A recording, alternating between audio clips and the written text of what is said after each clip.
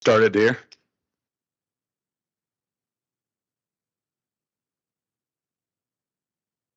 All right, we will take the roll. Chair Martin, Here.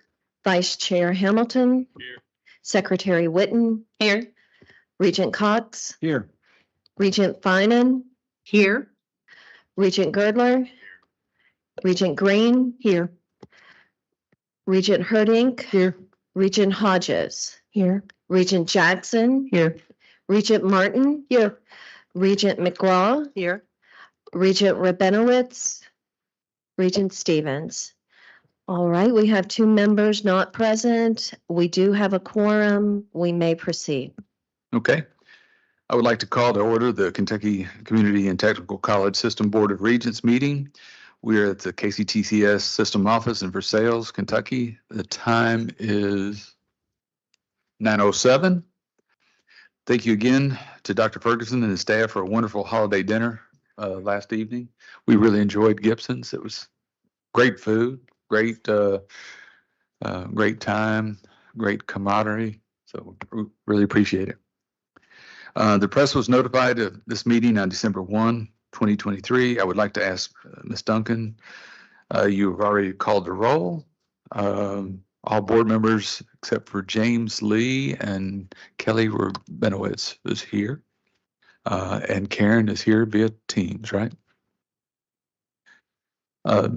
Hannah, will you present the information for the state legislative agenda? Well, do we need to go back and review the audit? Yes, I believe we need to go back. We skipped the audit agenda Okay. item yesterday, so we'll go back and start there if that's okay. Okay, yeah. I'm sorry, I am trying to stay on cue with what you give me because yesterday I failed.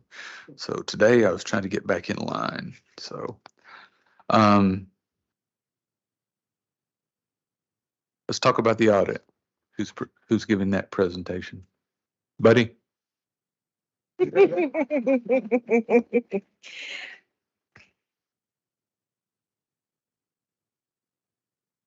Buddy, I've read it in great detail and I even have my notes here, so I'll help you at any time you need help. How's that? I don't want you to think you're singing solo. And Buddy, I have on the screen just for everyone, the full audit is posted in onboard, but also just pulled out the findings and recommendations if that helps to walk through it. Yeah, so the state audit was released yesterday around 1 o'clock. We're still reviewing it and navigating through their recommendations. Hopefully you've had a chance to read this last night. I want to give thanks to the state audit team for their cooperation and mostly for their patience with me in gathering up all this information for them. I know I kind of delayed them a couple of times just trying to get the information all together. So I appreciate their professionalism in working with us to complete this audit.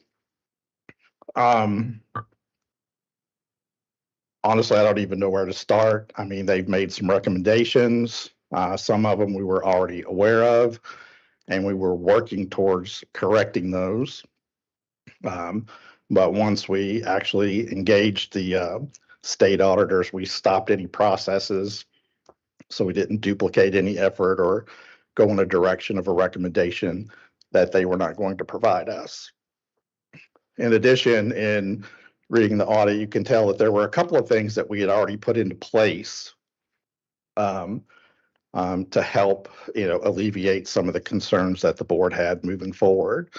So with that, I'm just going to open it up to questions. I do believe we have 60 days to reply back with our recommendations on how we're going to move forward with the recommendations that they've put into this audit. So our team is already reviewing this and basically putting a document together on how we move forward with some of these corrections. Karen has a question online. Yes. Hi, it's not necessarily a question, just a comment that I think it should be noted that this was self-requested by the KCTCS board. And Buddy, to your point, we've been proactively working to correct some of the things that had bubbled up.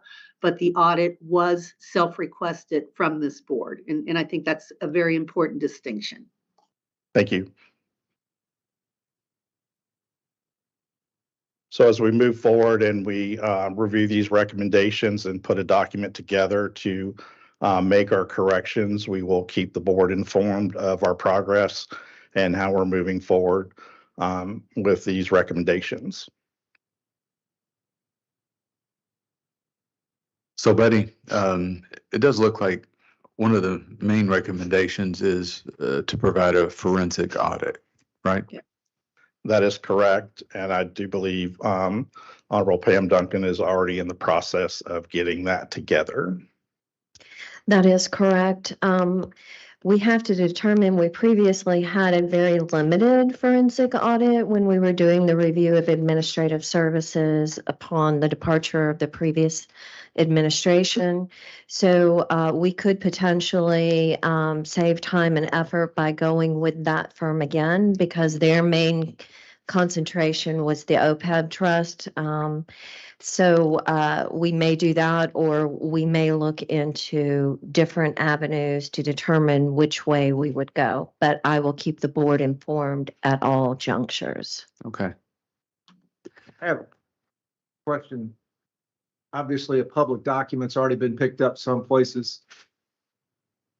News-wise, clearly a soundbite that we need to think about is this: KCTC was unable to provide an explanation for 421 million. That's the forensic audit. Yeah, but I mean, that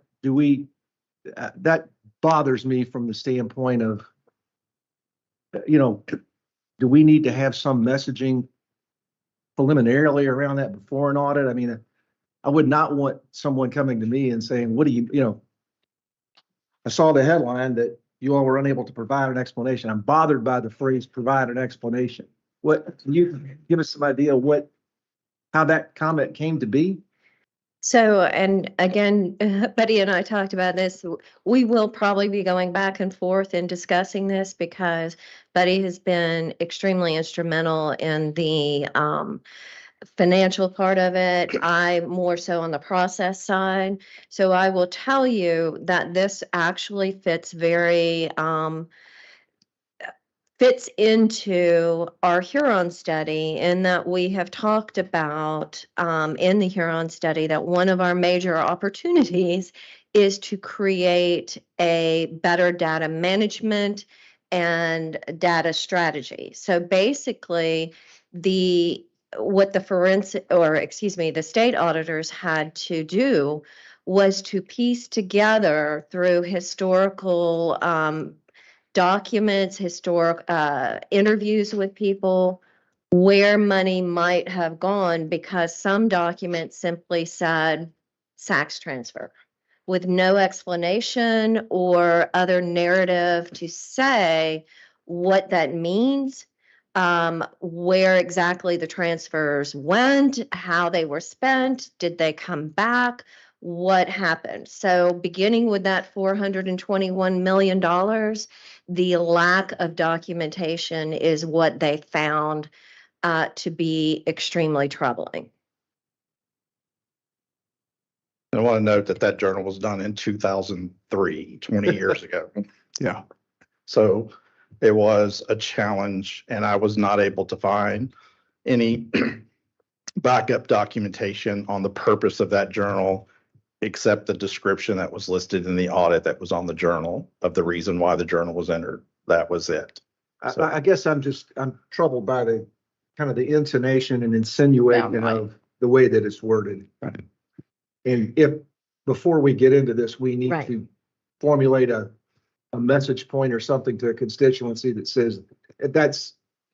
Absolutely. Yeah. So basically, in the process of this, we had 2 days to provide a response to be included in this. So that is a non-substantive response, basically, that we've reviewed in the time frame permitted. And we're taking this very seriously as a board, as an institution, as administration. And then that messaging has gone out. Now what happens is the deep dig into that. And certainly that part of it and every step along the way, we will work with Sue, the communications people, Buddy's office, et cetera, to ensure our colleges, our students, our communities, and the legislature that we are really just gaining a handle on the historical use of this money. And as Buddy said, this goes all the way back really to the inception of KCTCS.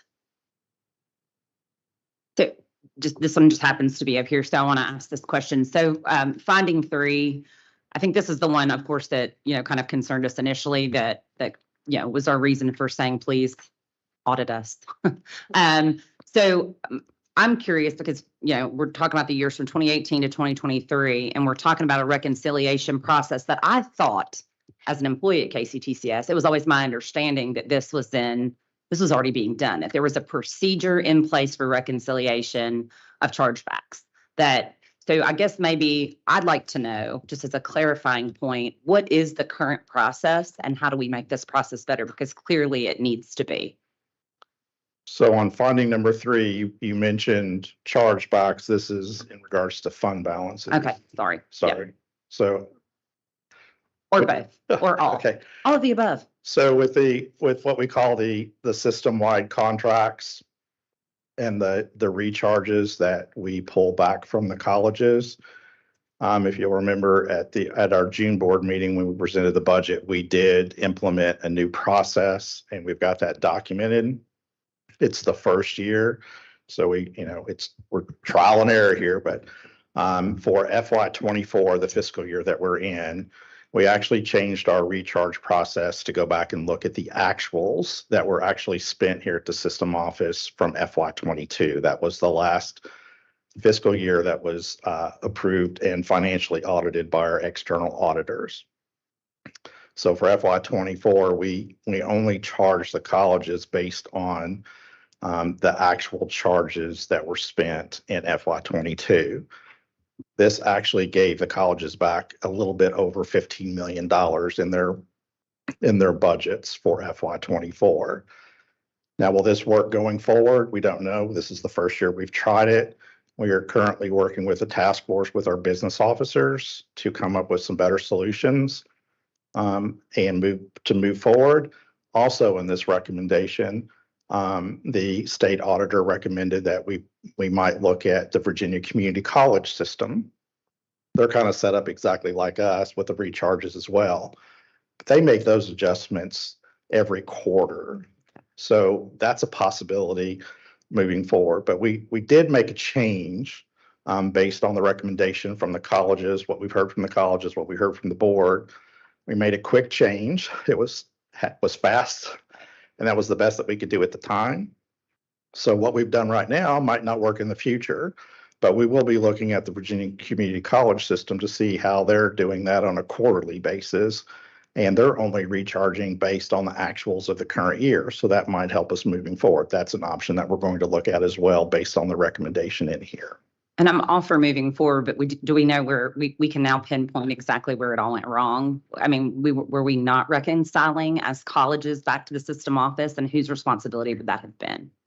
That would have been the responsibility in our accounting and our budgeting office to do that reconciliation. Okay. And the reconciliation is being done.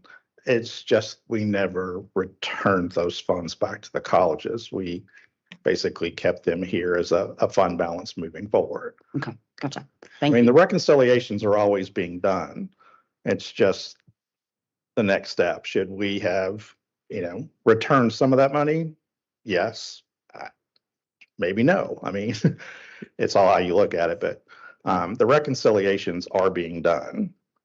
And we are balancing, or we wouldn't have a clean audit for all these years. So, well, and we've had clean audits, but we do need to do the reconciliations on a more timely and perpetual basis. Right. So I think getting to do it quarterly would get us more in line. So that's an opportunity that we're going to look at going forward. But we did make a change this year to, because of the request from the board and the request from our colleges. So we made a change to that system-wide contract recharges and our recharges for FY24. We can make some more changes moving forward. So the initial findings of the 75 million, how much of that have we distributed back to the colleges? So we have not distributed anything back to the colleges as of Well- yet because of this state audit. We put everything on hold until this is being reported. So now that we have the final document, we can begin. We've already had a couple of meetings with our business affairs team to talk about, okay, here's what's going to happen. We're going to start returning some funds back to the colleges. What is the best allocation method to do that? So we're asking our business officers to help us, formulate a process on returning money back to the colleges in a fair and equitable way. That's, the best we're going to be able to do. You're going to have, unfortunately, you're going to have some colleges that are going to be winners in this and some colleges that might be losers, and that's bad terminology, but I mean, in the end, that's what's going to happen. So we are working as a team with our business officers at all the 16 colleges. We have a task force right now of 5 business officers that are looking at this process.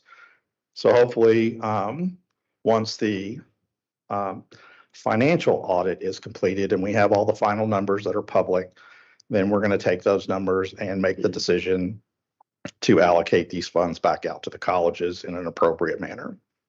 Are there any stipulations on what the colleges are going to be able to do with that money? Just as a. So yes, point of note. please remember that this money is one-time money only. Mhm. So it's, most of the time right now, it's used for capital projects and asset preservation. Can we use it for others like start up new programs? Yes, we can. So it's unrestricted funds in the way that we can use them ourselves, but we got to be cautious in how we move forward with that because they are one-time money. Once it's spent, it's gone. It's not reoccurring. So it could help in various different ways moving forward. We just need to be strategic on how we use those at the college level. To stress, once they're spent, they're gone. Betty, could I ask really quickly, is it not possible to disaggregate this funding when you say some will be winners, some will be losers? I'm not sure why that would have to be because we should have record of what we overcharged each college or what we retained from each college. So why can that not be Okay. disaggregated back and fairly redistributed? Yes, ma'am. So the section in here where it stated that we had overcharged the colleges for the recharges, yes, that we can do. The fund balance is a little bit more challenging in that will have to have a separate allocation process. But the recommendation of the $24 million overcharge, we can pinpoint that back to each of the colleges. Yes, that's not a problem. It's the fund balance is where we need to be equitable in that process. Okay, thank you so much. And this is probably, I don't know if this will be appropriate or not. Pam maybe would be able to answer this one, but as part of that discovery or following up on this report and the 421 million from 2003, will there be any interviews of people who actually were responsible for making that entry? Because who better to know why they did that than the person who did it to answer that question? So, as I said, much of this is historical in nature. And when we're dealing with the interviews for people who are no longer employees, we personally do not have subpoena power, nor is there any sort of attorney-client privilege that adheres to a non-employee that we might interview. So it might be extremely difficult in getting their agreement to talk to us unless they are willing to do so. So the auditor did interview as many people as they could, but again, they did not seek to have any sort of subpoenas issued, and they did not necessarily track down employees who had been here for a long time, had been gone for a long time. Okay, So as far as the message, Russ, I mean, the message is, we really don't know where that $421 million was allocated. Yeah. The assumption is not that it was misappropriated or misspent. It was just, we don't know where it went. Just like the $75 million, it was there, it just wasn't identified. So we hope that that's the same problem. I didn't like the insinuation and the highlighting of it in an audit because it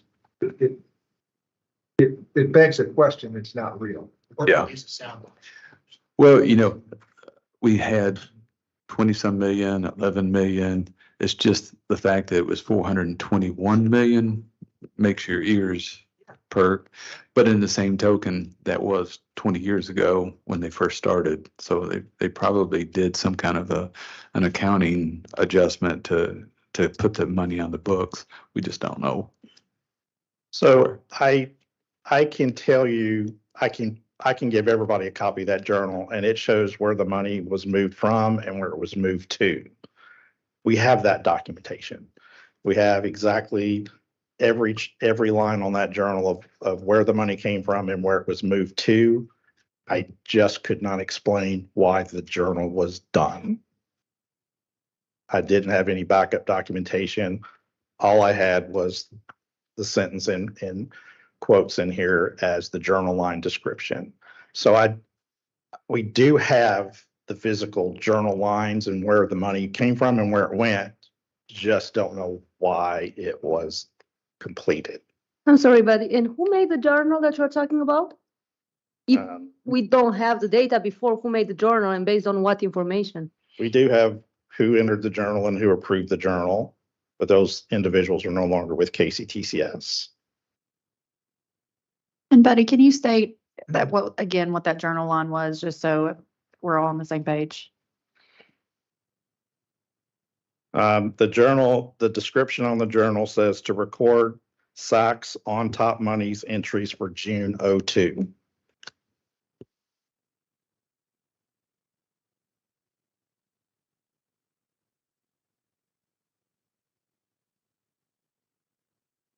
So we have 57 days to draft a formal plan of action. And so we will be doing that. And one of those pieces of the plan of action will be a forensic audit. So. Really quickly, can we go to finding 5, please? And the duplication of trains money. Can we get a little bit more explanation on that, please? Yes, you can address it. I mean, basically in the audit, I mean, you're more than welcome to come up and address that. I'm fine.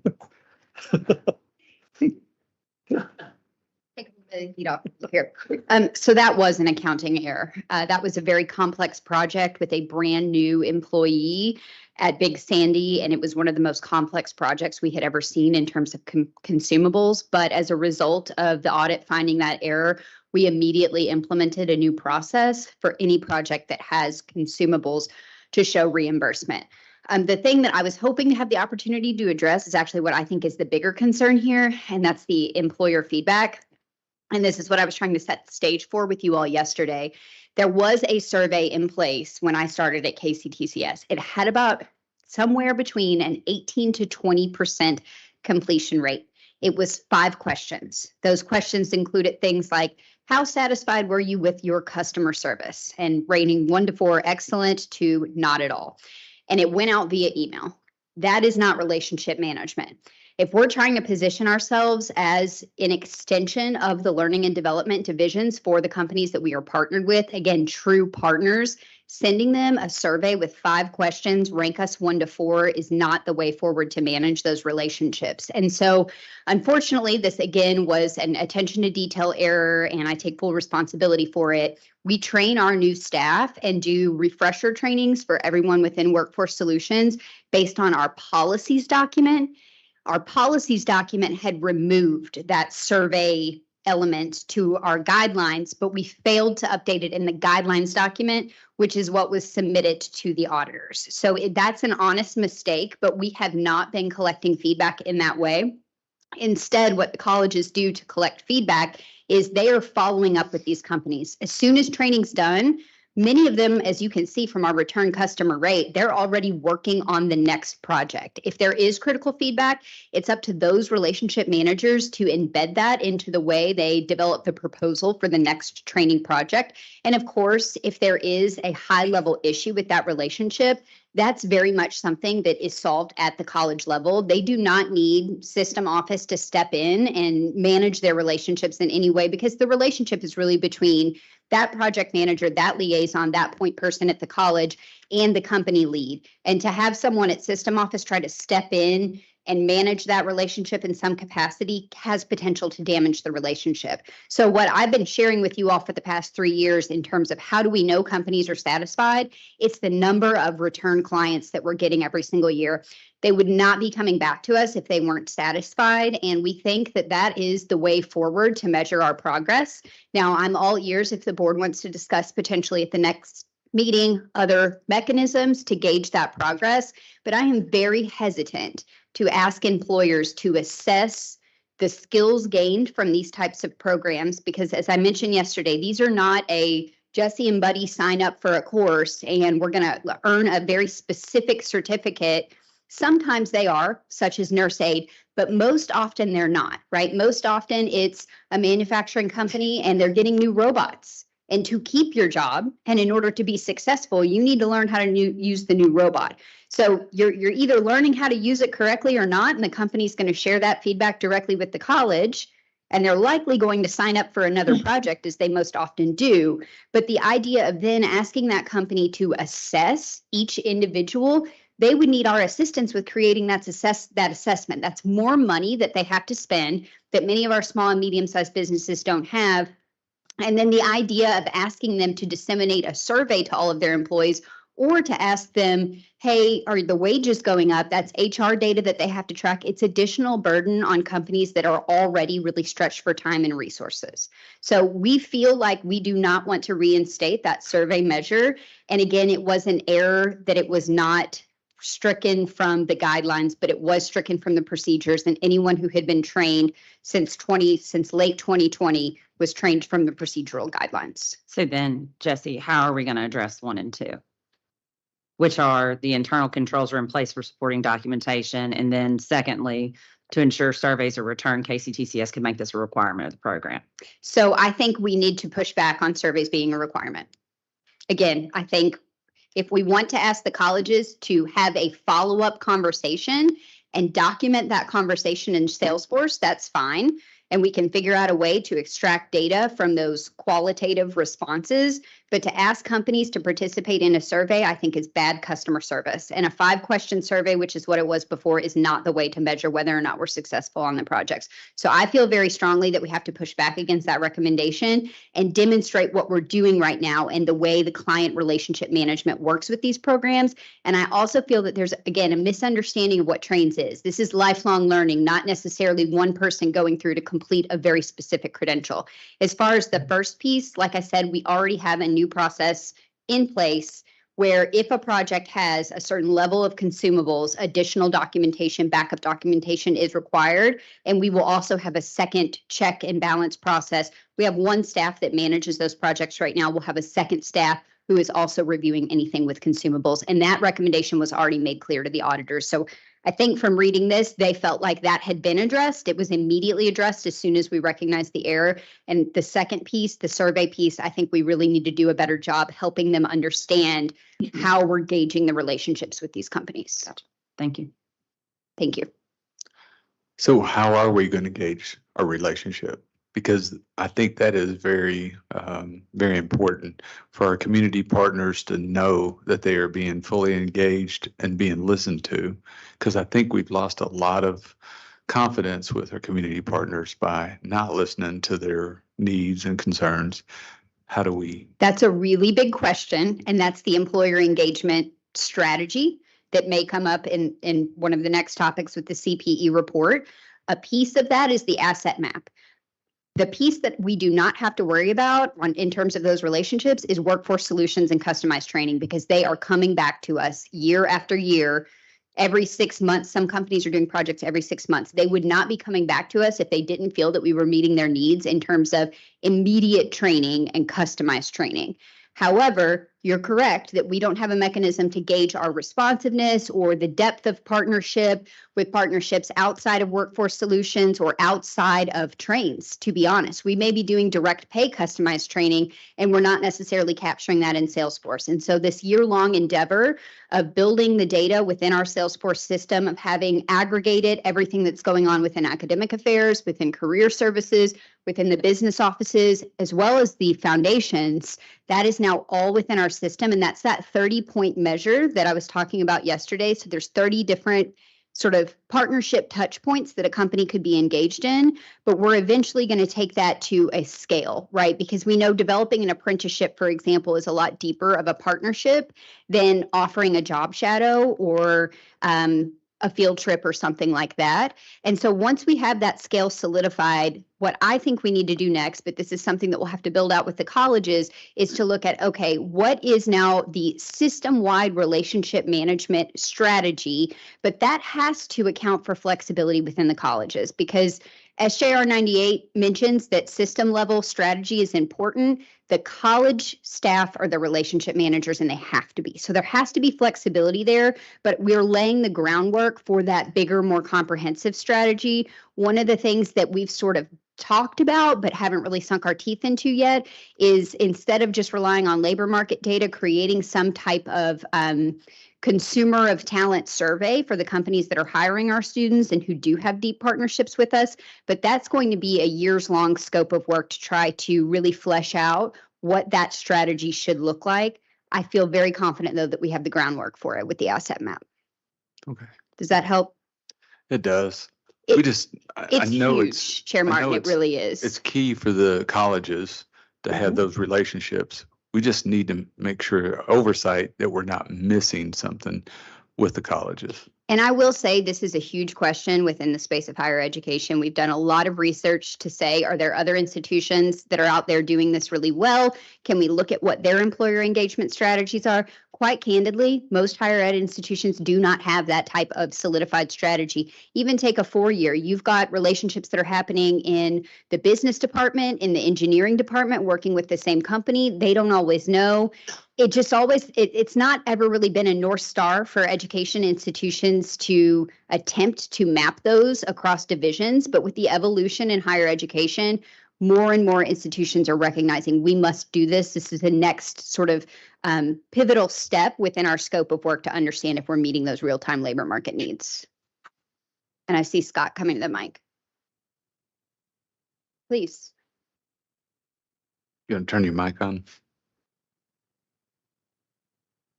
You know?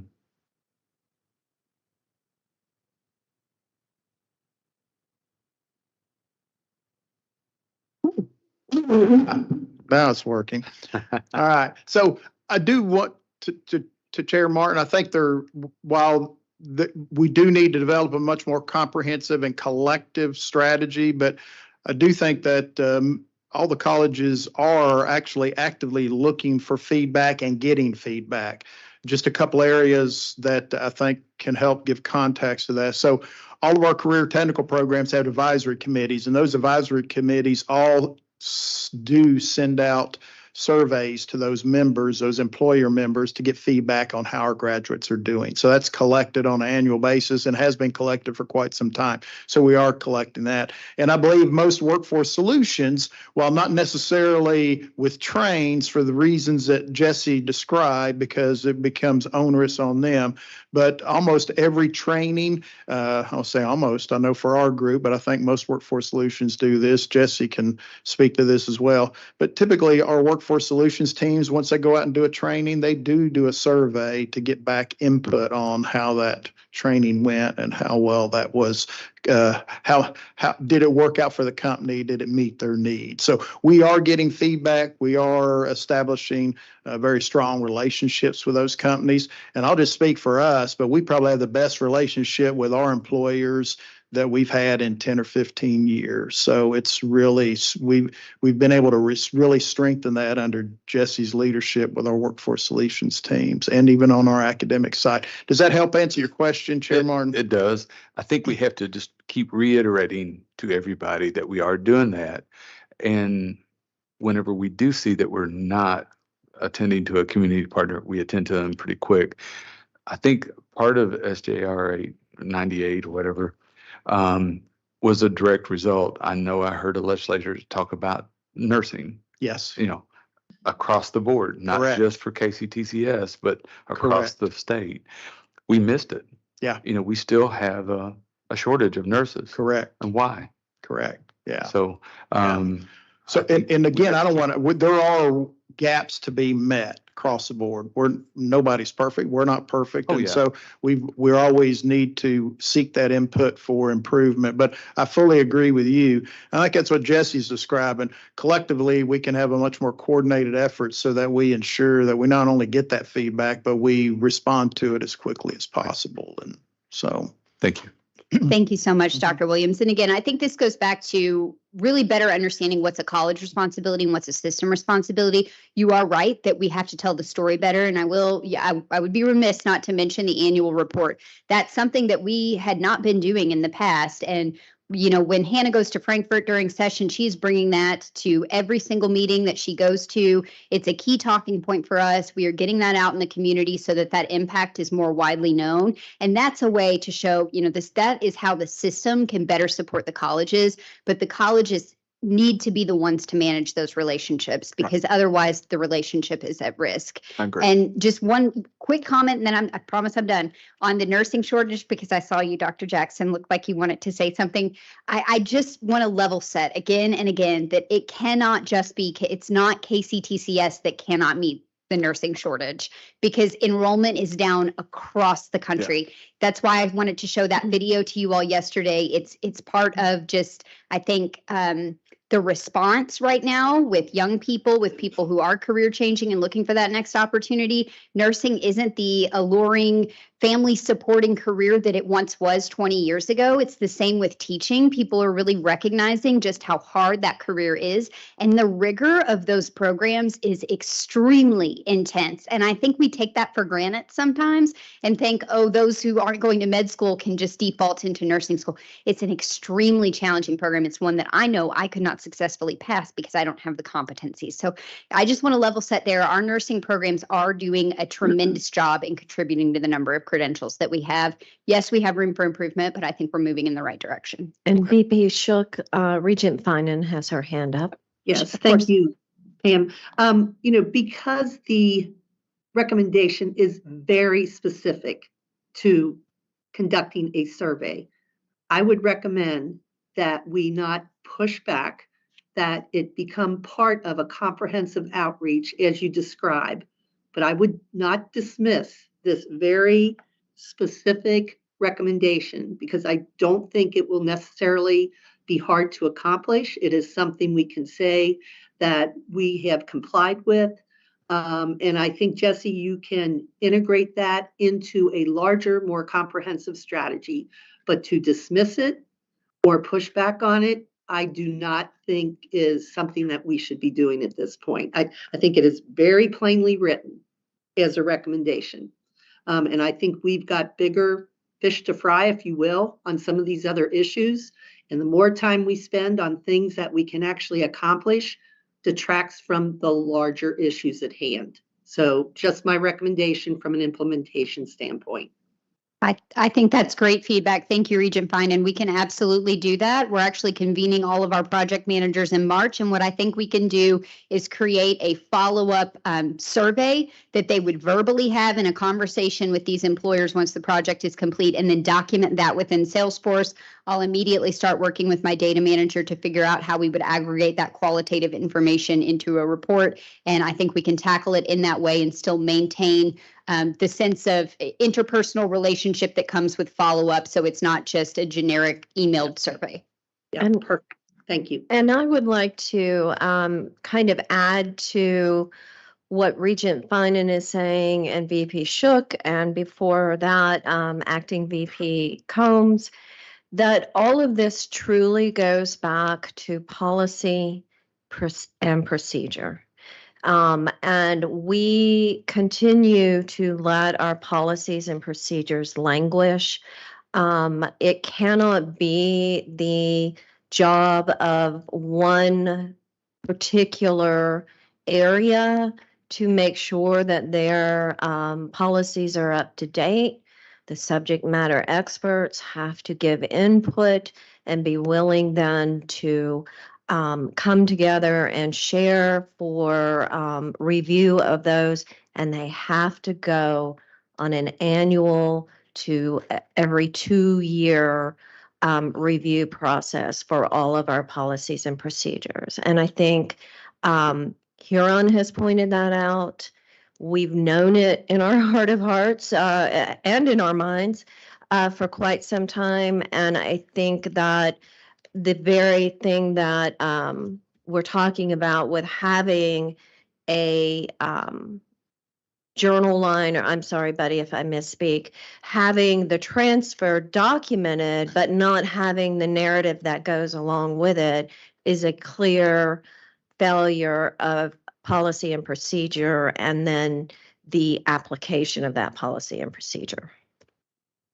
Jesse, I just want to follow up. Thank you for the comments on nursing. I often say if people don't do it and haven't done it, they really don't know what it takes to do it. But I do think one thing that needs to be part of our conversation, whether it be workforce trains, these conversations with the board and employers, is I think we need to do a better job about communicating context of what it takes to actually educate these students. Because sometimes I think, having had multiple conversations with major employers, that there is a misunderstanding at the pace at which we can move and the requirements of external entities that often impact or control our programming. And I think if we could start off with a better understanding and a more realistic expectation of what we can do, then perhaps the survey will result in better feedback, that people are better satisfied with our services. And because sometimes I think they really believe we can turn things around in a week. It's like, I need a nurse. I'm like, well, I can't produce you one in 48 hours. It takes a little longer than that. But I think helping people to understand the reality of the way we operate together, and if we could put us together in that Venn diagram and say, this is kind of the common ground where we have to realize that, you know, both of us have different expectations. And part of that too is when you look at the overall number of employees that would be in that pipeline for a specific job, a lot of that has to do with perhaps some hospitals are not as short as others, and some of that, you know, can be culture of the institution where people choose not to work. So sometimes I think maybe the denominator is there. It is just they are not in a particular area. So I think if we could have better conversation up front to kind of level that expectation, maybe we would have better results with the quality of the product.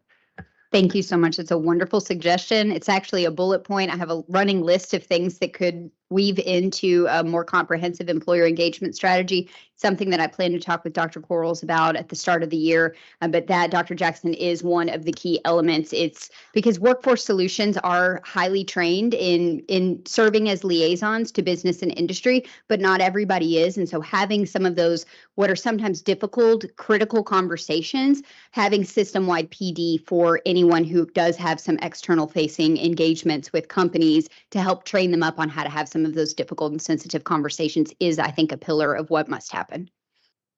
Thank you. What other questions do we have of the audit? Yes. I have, go ahead. Yeah, Candy. I was just curious. I'd like to understand exactly the next step. So there's a response that has to be done and submitted in 57 days. Who is drafting that response, and what is the role of the board in either reviewing and or approving that response, and then following up on the recommendations? Is that going to be the responsibility of the board with ongoing reporting from the staff to the board, or is that going to be the responsibility of the audit committee? So I think both. The audit committee is, for want of a better word, a baby of the full board. So this will likely go through the full board as information items as we progress.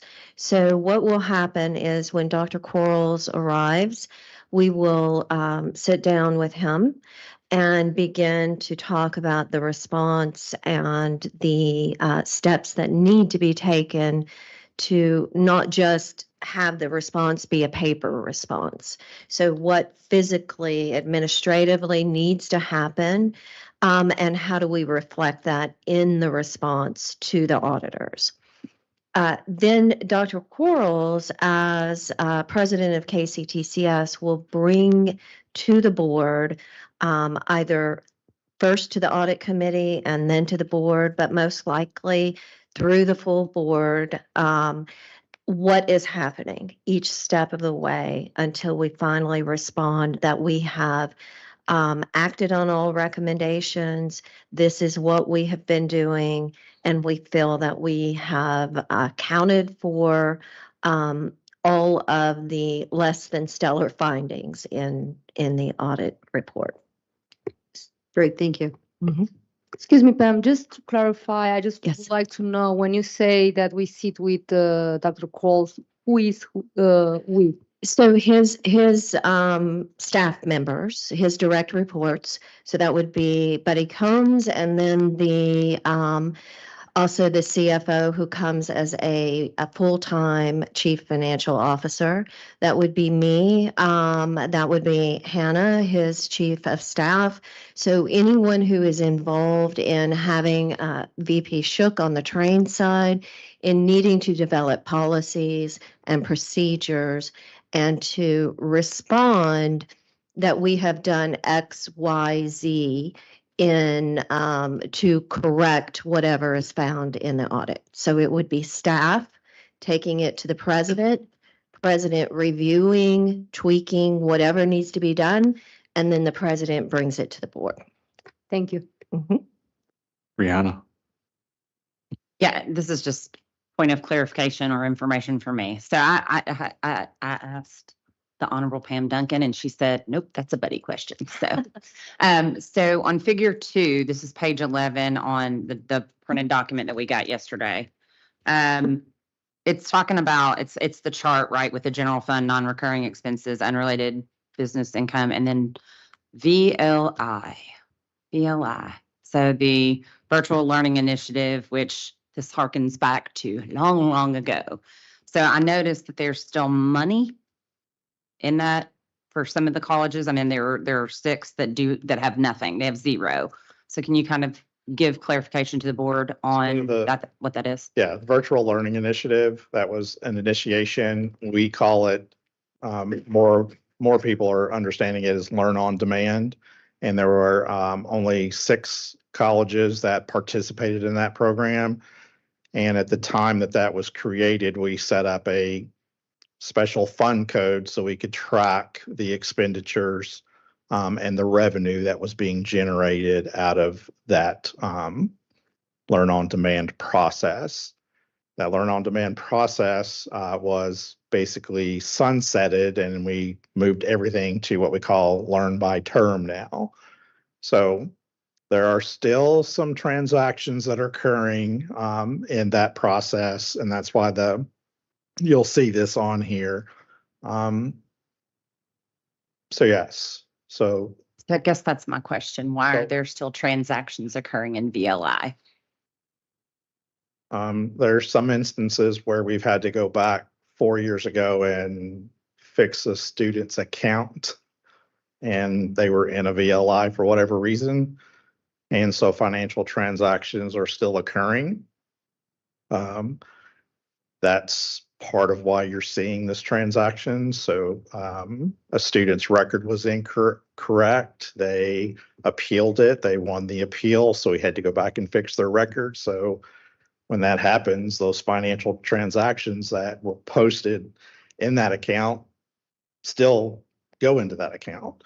So can we sunset that? Yes, we can sunset that. Let's say, is there a cutoff date for that, or is that to infinity?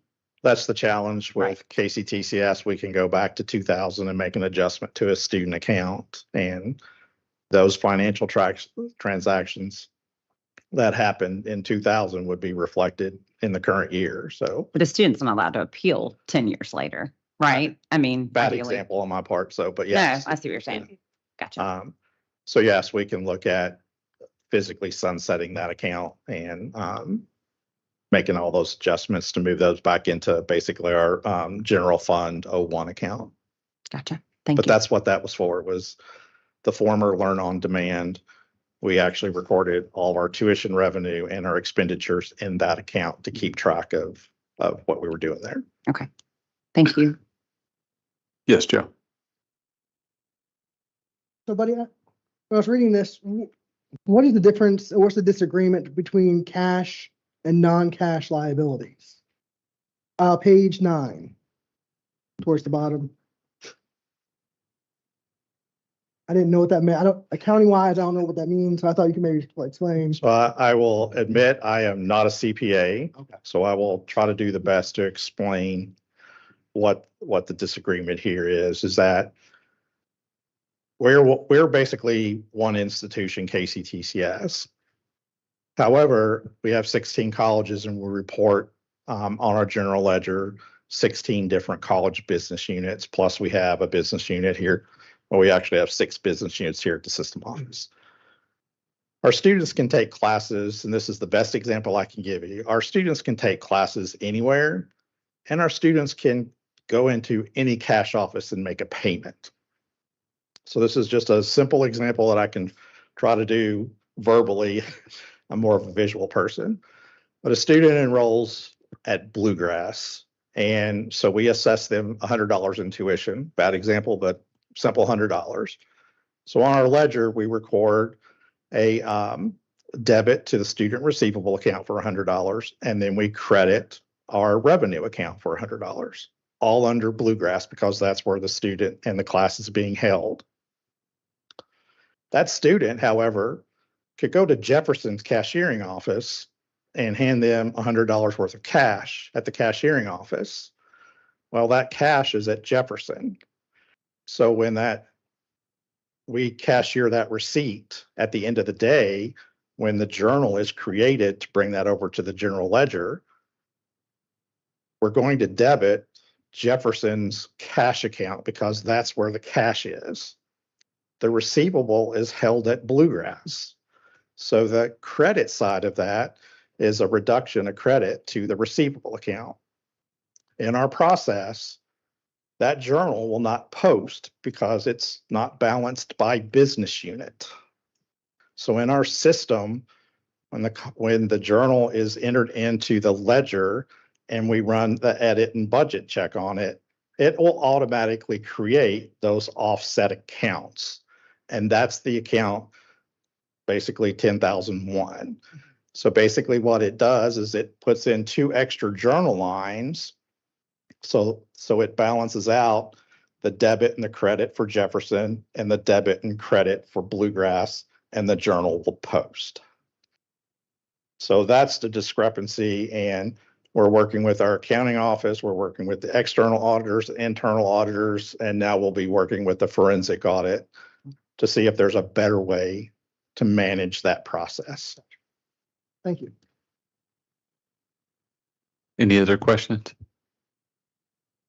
If I may, Chair Martin, I just want to address that there's also a PR aspect to this and that we are on top of that. We did work with the auditor's staff to come up with a statement. And we have Sue Patrick in the back of the room, who's our PR person. She tracks all of the requests for interviews, calls, media hits on this. I personally reached out to the legislators yesterday, to CPE and some of our stakeholders to say, here is the audit. Please let us know if you have questions. We're happy to work with you and address them.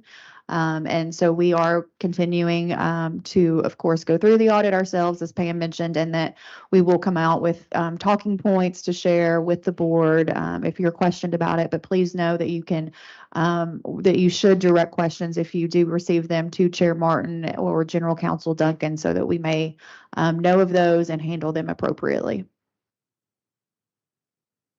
And just so you know, SACS is our accreditor. So for our new board members who may not know that, so it's SACS, COC, which is what they prefer us to call them. But in short, we call them SACS often. And so that journal line, or again, Buddy, help me out, is attributed to a SACS transfer, which would be about accreditation issues.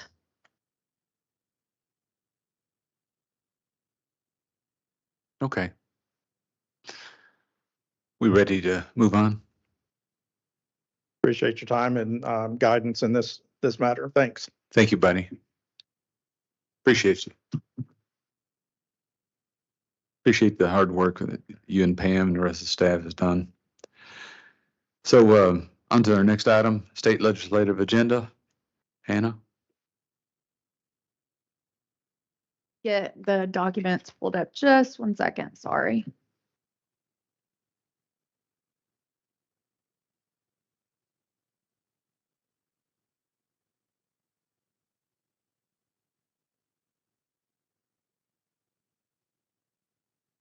Okay.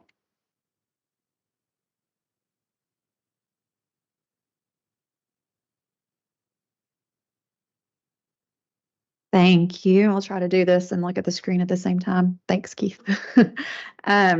Before I talk about legislative issues, also, I just wanted to say a few things with my other hat on as the Chief of Staff and Board Relations person.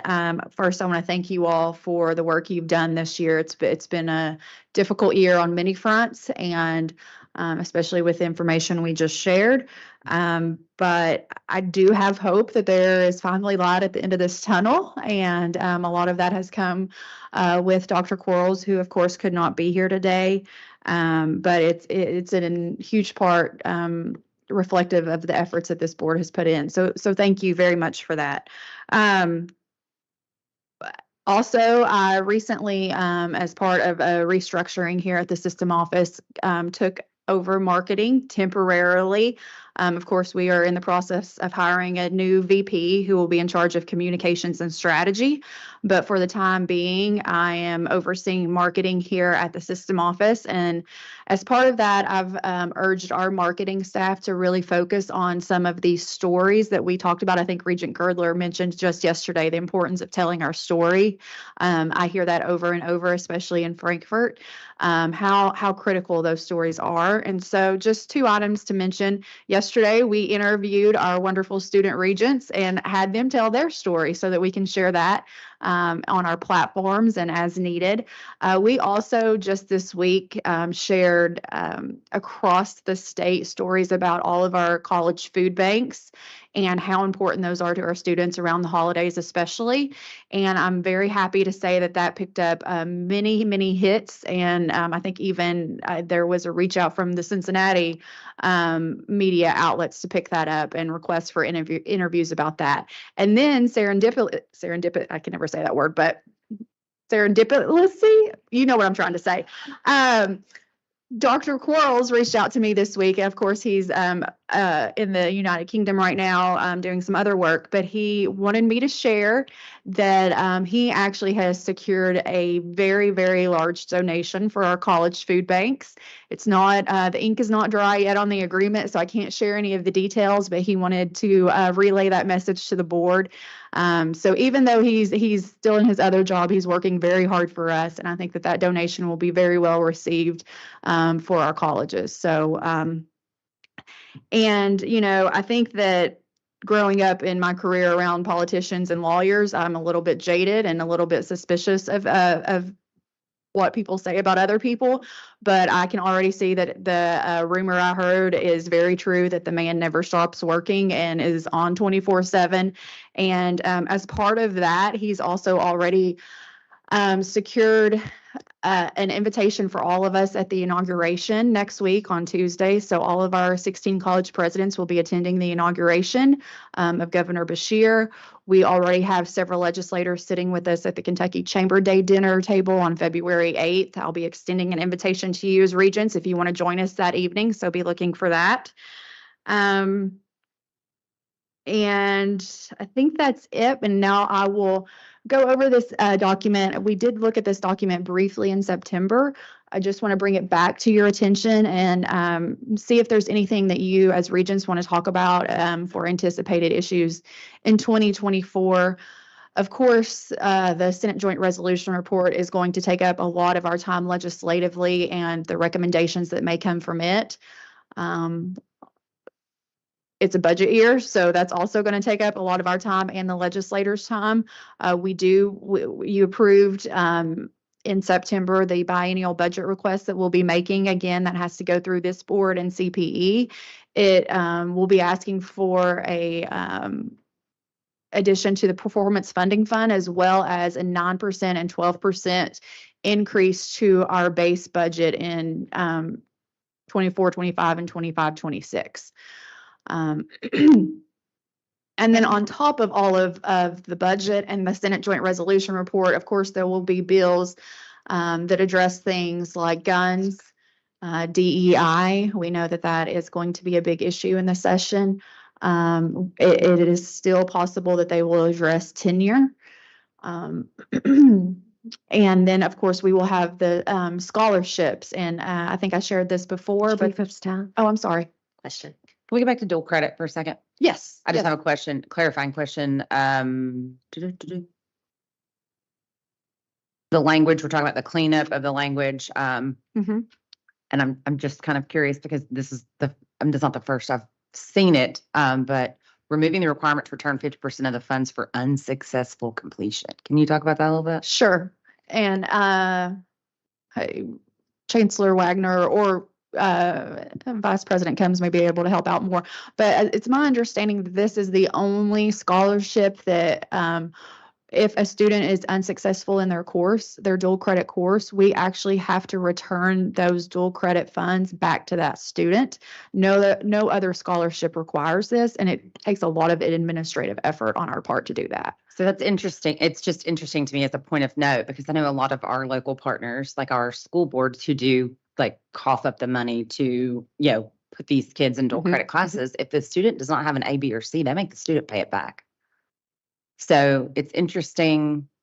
It would be interesting to see across the state how our dual credit partners are actually, the school boards are doing that. But there are some high schools that charge the student if they're not successful. Oh, wow. That is So I interesting. mean, to me, that's a duplication that should probably be addressed. And Buddy, do you want to speak to that? And Regent Whitnall, I will say that even just in my area with 9, there's actually more than that I deal with. It's about split. Some do, some don't. And that's the problem with local school boards. They have the autonomy to do lots of different things. And so it's not consistent. You're correct. And that's part of this cleanup, hoping that maybe we clear some of these things up. But it's a lot of administrative burden and cost associated with that to return that money. And a lot of the students don't do so well sometimes. In the process, if a student is not successful in a dual credit course, KCTCS actually has to return 50% of that scholarship back to KEO. And then depending on each of the colleges and their memorandum of agreements with the high school, that can be built into it, that the high school could pay for that 50%, or in some cases, it's a burden on the student if they didn't complete successfully. And again, these are some of the opportunities that we have that this crosses over fiscal years. So, but that isn't a separate MOU per school district, correct? Or am I wrong no, there? that's between. That's a statewide MOU. Yeah. Okay. So in the legislation, if a student is unsuccessful, we are required to return 50% of those funds back to KEO. Gotcha. Then, depending on the MOA between the colleges and the local high schools, determine who picks up that new charge. Yeah. So you can see how administratively that gets really messy. And just from a, I guess, theoretical standpoint, when these students enroll in college courses, they should be prepared to succeed and not necessarily get their money back if they are not successful in that. So we want to fix that.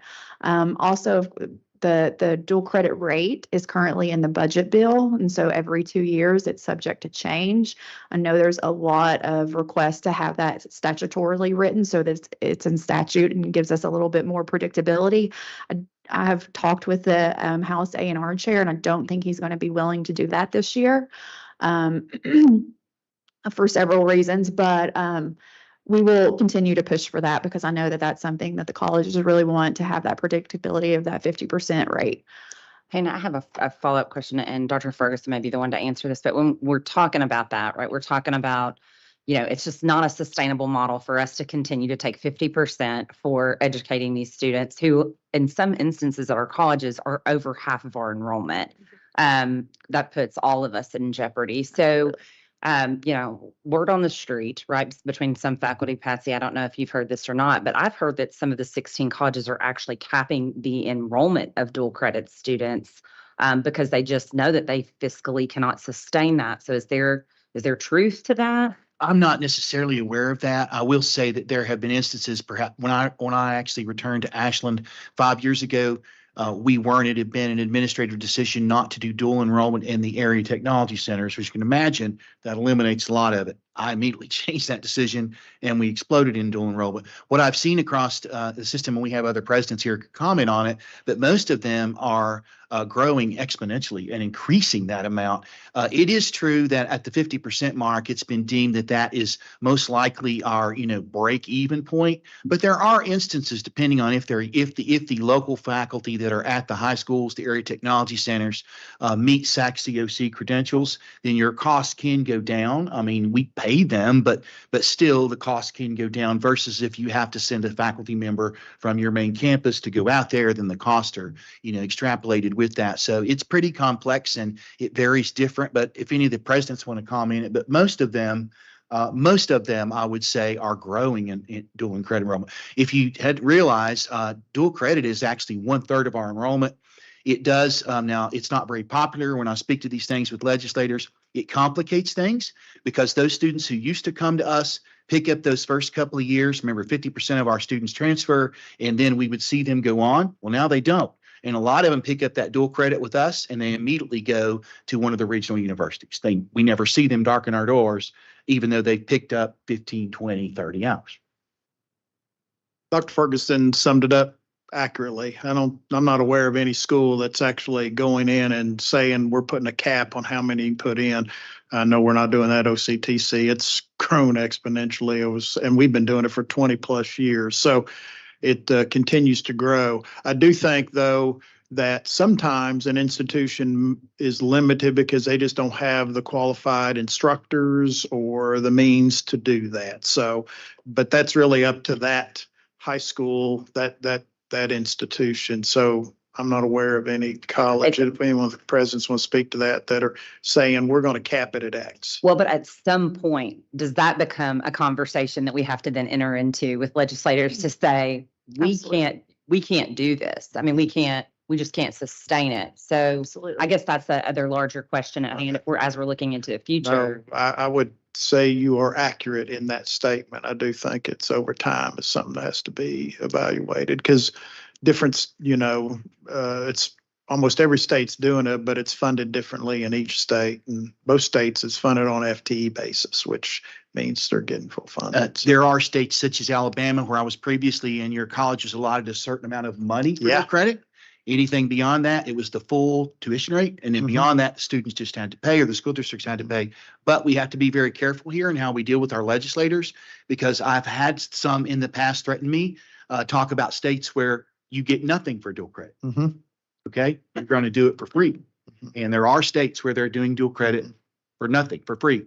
So for high school students, and so that would be honestly a financial, just a nightmare for us if that were to happen. I think that It's true. where our legislators are more inclined to move in this arena from my conversations is perhaps limiting the courses that are offered for dual credit and getting more of a set curriculum, I guess, or a package that can be offered at all of the colleges so that there are not so many different offerings. And then ensuring, of course, which is something that we hear whether anecdotally or it actually plays out, that every single course you take for dual credit then would be able to transfer.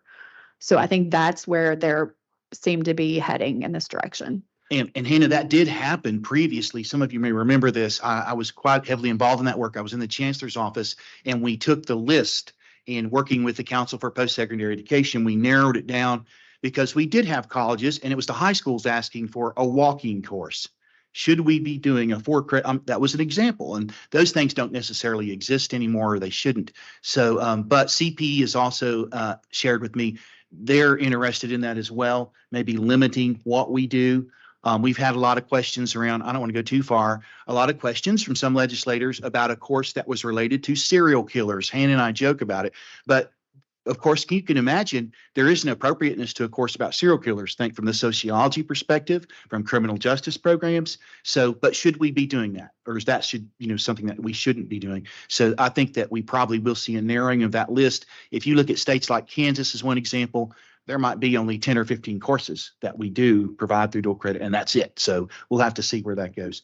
I think Dr. Figueroa has. Yeah, just, my colleagues in Northern Kentucky know that this has been a major hobby horse for me. And I think just an overall concern is we do not want to muddy the waters on this. This is going to be a major key revenue driver or revenue liability for us. If the budget bill, I mean, as long as there is a consistency in what appears in the budget bill is manageable. But it should also be, you should be aware of the fact that if it doesn't make it into the budget bill for whatever reason, we go back to 33%, and that becomes catastrophic immediately.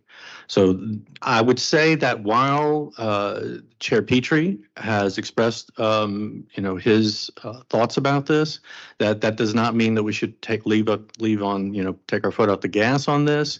The critical nature, not just for KCTCS, but for the future of Kentucky as a early college strategy. I came from Texas most recently before coming here, and Texas is robust in its dual credit and early college programs. It's got to the point where it has technical high school community college partnerships that are funded by AT&T and other such large corporations. So for Kentucky to remain competitive, it really needs to develop a strong early college strategy and not look at dual credit as just courses offered in the high school that give people a leg up on a degree. The other thing to remember is that this is that strategy which has allowed more people to get college credit and get us to our 60 by 30 goal, which is not a plaything. It is absolutely essential given the fact that most of the 75% of the new jobs from a Georgetown study that came out about 5-6 years ago, and it's been reiterated even further. 85% of the jobs, I will say this, the last thing I heard was 85% of the jobs created since 2008 require a post-secondary credential of some kind. As Kentucky looks at its economic development future and the kind of companies that we're trying to attract here and train here for, this is not a small deal. The other thing to be aware of, and I absolutely agree with Hannah on this, is that we have a multi-year strategy. This is not a one-time ask. This is not going to happen this year and disappear tomorrow. But we need to make sure that it appears in the budget bill at the very least, because the alternative would be very dangerous for KCTCS.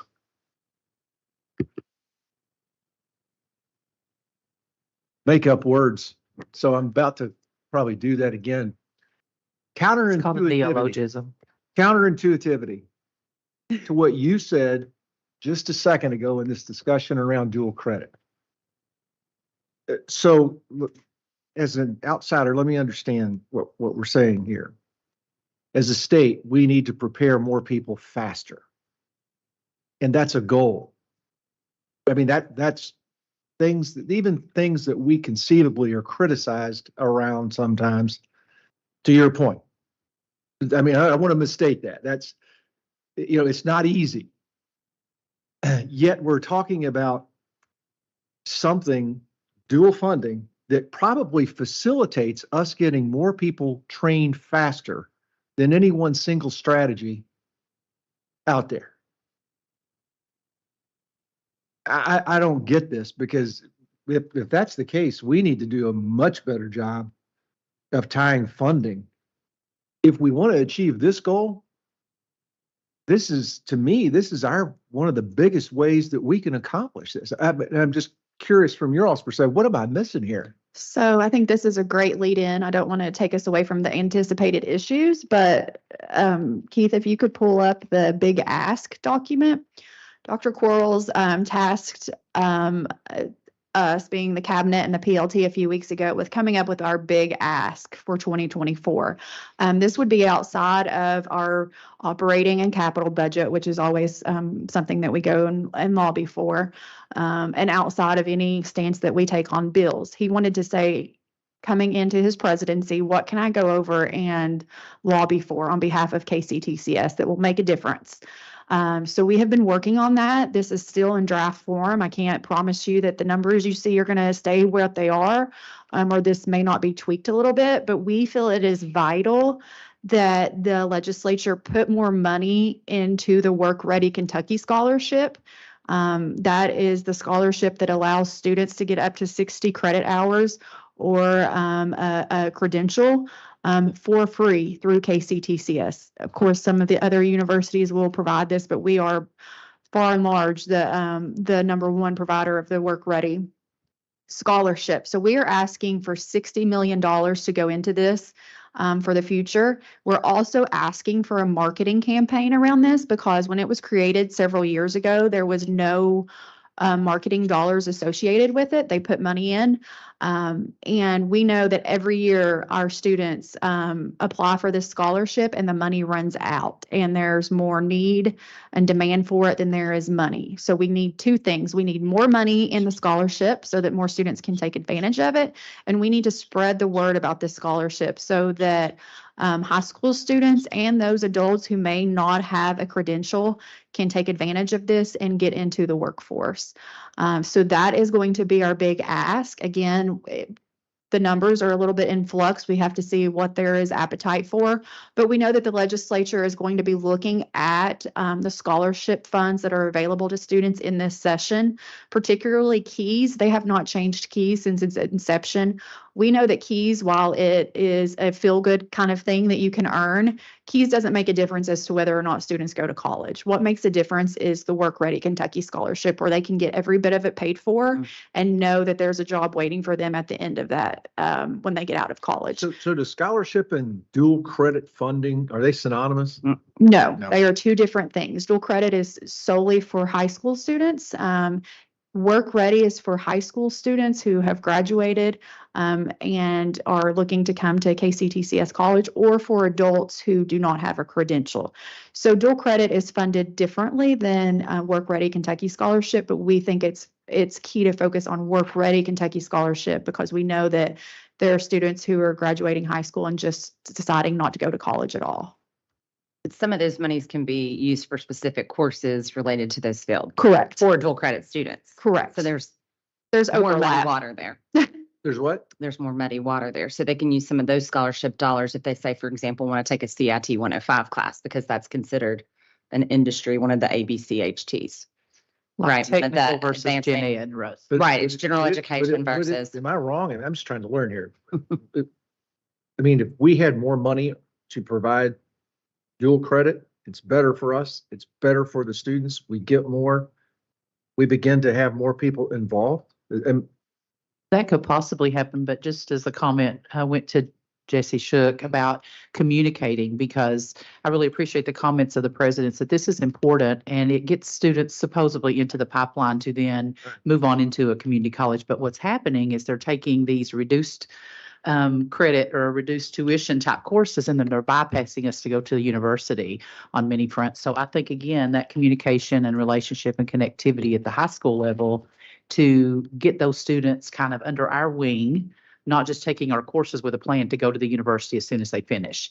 Because to me, that worries me as a faculty person about the sustainability of our colleges. If we're giving it away half off and then they're bypassing us to actually come and finish the degree, that's the bigger concern, I guess, from the classroom perspective. Well, correct me if I'm wrong.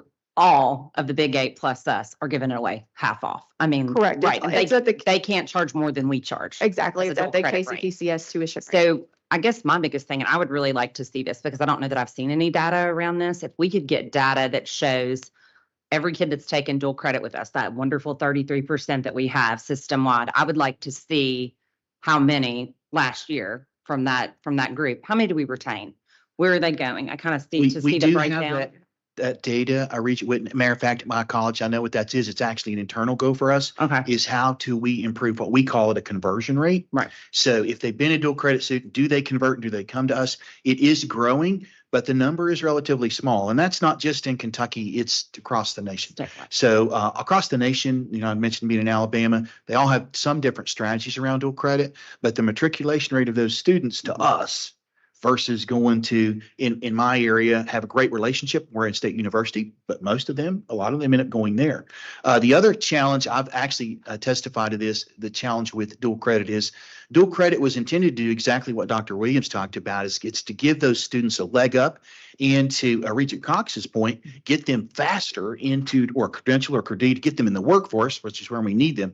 So it is all, linked together. But some of this, it seems like a large number of the students. One problem with the Work Ready Kentucky Scholarship is the majority of the students who receive that scholarship come from households that we would not consider low income. And so with that being said, it was of great interest to the legislature when we testified around this. It's like there may have to be some different parameters. So if you're coming, and I know this may not be for a two-family home, two-family household, an income of $100,000, but do they need totally free tuition? Whereas, do we need more of it to get there? The other challenge on the big ask, which I'm so supportive of and glad that Dr. Quarles wants to go that way, is that we run out of money. So I have welding students who like to go year round. At Christmas, they won't be there on Christmas Eve, but otherwise I'll have welding students 24 hours a day over the break. They want to go year round, so they get done and they go to work, and then we run out of money. Every summer, there's just no money. So that is part of it, is how that's there. I do think and I don't want to get too far off track. I know there's a lot of consideration. Hannah's been asked, others have been asked, we've been asked to testify related to KEYS, because KEYS has not been increased for how long, Hannah? 20 some years. Inception. It is very honestly insignificant. So that the question is, should we be taking those monies which come from the lottery and putting more of that into Work Ready and honestly doing away with KEYS? I know you've got, probably your son has KEYS money. What is it? A few $100s that he's earned? It is very little, very insignificant. And so it's like, how should we best be using that? So I'm not sure. They have a lot of things to consider. And the state for KEYS spends over $100 million for KEYS funding. In comparison, the Work Ready Kentucky Scholarship was funded at $10 million last year. And then it got a little bit added to it, around $13 million, but still that was used up very quickly. And we're seeing it used up earlier and earlier every year. So another question, and I promise I'll leave you alone, but because this is part of the big ask, and I know we talked about this at our last board meeting, maybe prior to that, we talked about taking those ABCHTs, right? And we talked about the big ask and saying education is a cliff. Absolutely. It is coming. When are we going to add that to this? Yes. So that will be part of it. That would be a statutory required change versus what we are the money part aspect here. But yes, and I think there is definitely interest from the General Assembly to increase what these sectors are or review them. They haven't been changed since the scholarship was created. These are set by KWIB, the Kentucky Workforce Innovation Boards, and they were originally chosen because they are known to be high demand, high wage. However, we know that there's high demand jobs out there, specifically in the education field, that we need people to go in. And although they may not be high wage, people go into them for other reasons, especially our wonderful teachers. So That depends on the school district you're going to. So true. Very true. Very true. So hopefully we can take a look at these sectors and see how we could better match them to the needs of the Commonwealth. Okay, we have a couple presidents that want to make comments. I'll be quick. In listening to all of this discussion, yes, we do need more Work KEYS dollars, but what we need to really focus on, and I think what some of our board members were trying to say, is we need to focus on making our dual credit pathways more meaningful so that we can really answer the cries of our employers. So I know one thing that we're working on, Hazard and Big Sandy, and with Dr. Jackson, we are working on a high school dual credit pathway, both for LPNs and RNs. So when I'm thinking about dollars that we need for our big ask and also for our dual credit, I think about, okay, maybe we need to make that part of that big ask. And so that can help us with some of those needs that we have with those costly programs that we're delivering to our dual credit students. So maybe we could make that part of the ask as well as the Work Ready dollars. Because I really think, that could help us with personnel, with equipment, and, look at all of the different allied health pathways. One thing that we started doing at Hazard is we're offering more technical pathways to our dual credit high school students. So we offer more technical than ever at our technical campus in Hazard. We have 9 different dual credit pathways that our high school students can come to every day of the week. And some of them end up with certificates when they graduate, but the hope is that they'll continue on. Maybe they'll finish up in a couple more semesters. Maybe they'll finish in a year. We want them to continue with us. But in many cases, we also want them to be able to obtain that certificate when they're a senior, so they can not only walk across our stage, but then walk into a job. And some actually have jobs when they're graduating because we have those apprenticeship programs that they can start while they're in high school. So that's key, is working with those employers and making sure that they will accept those high school students as apprentices while they're completing their curriculum with us. So I think we just need to really focus on making those dual credit pathways more meaningful for us and for the employers. Why don't we have dual credits up on the big ask? So dual credit is funded, I guess, so we get 50% of our tuition rate. That's set statutorily. There's not an appetite to increase that rate right now. We know that. Excuse me, Hannah, but it's not statutorily 50%. It's statutorily. It's in the budget bill, It's in the correct. budget bill. It's in the budget bill at 50%. But that is, they have not indicated that they are willing to increase that above 50% at this point. Could we not ask? We could ask, but we believe that, so when you offer dual credit, there's no guarantee that those students are going to go on and actually earn a credential and get into the workforce. That's what we hope, as we've stated. Oftentimes we know they, again, as stated before, they bypass us and go on to the universities. What we are wanting to prove to the legislature is that if you give us this money to offer work ready, we can get not only high school students, but also that massive adult population we know that's out there that's not in the workforce into the workforce. And we can directly prove through our data that they take advantage of the scholarship and then go into a job. We can't necessarily do that with dual credit. Hannah, would it be possible, and maybe not, you'll be able to tell me this really quickly, but off Dr. Linden's comment, I wish we had a better focus on innovation monies. If we had a pot of money within the system, rather than, for example, do we go find our own individual grants? Do we find a personal funder? Do we find a hospital partner that wants to invest? Why do we not ask about certain amounts of money for best practice innovation, and then let these colleges apply for the system's money to launch some of these innovation projects that then could be replicated across our other colleges? But right now we're kind of tossed to our own, try to say, well, I've got this great idea, but it's going to be $10 million or $5 million. I can speak to that, Dr. Jackson. And honestly, we have done that before. Under Dr. Box, he was able to allocate funds. The colleges competed with each other. They were called exactly as you're recommending, innovation funds. I know that Dr. Williams, who's in the back, his college received some of those funds. They were utilized to do exactly what you described: entrepreneurial innovation thinking, starting a new program. New programs, I know most of the Regents probably know this, are very expensive. I was asked by my hospital to start a new rad tech program that cost me about $2.5 million. I have 12 students in it. Third-party accreditor will only allow me to have 12 students in it. It will not, be a positive revenue generator for my college until I'm probably dead. So, it just won't be. Now, it's the right thing to do. We have to do it. We need to do it. I have to help my partner. I'm hoping at some point I can get more students in it.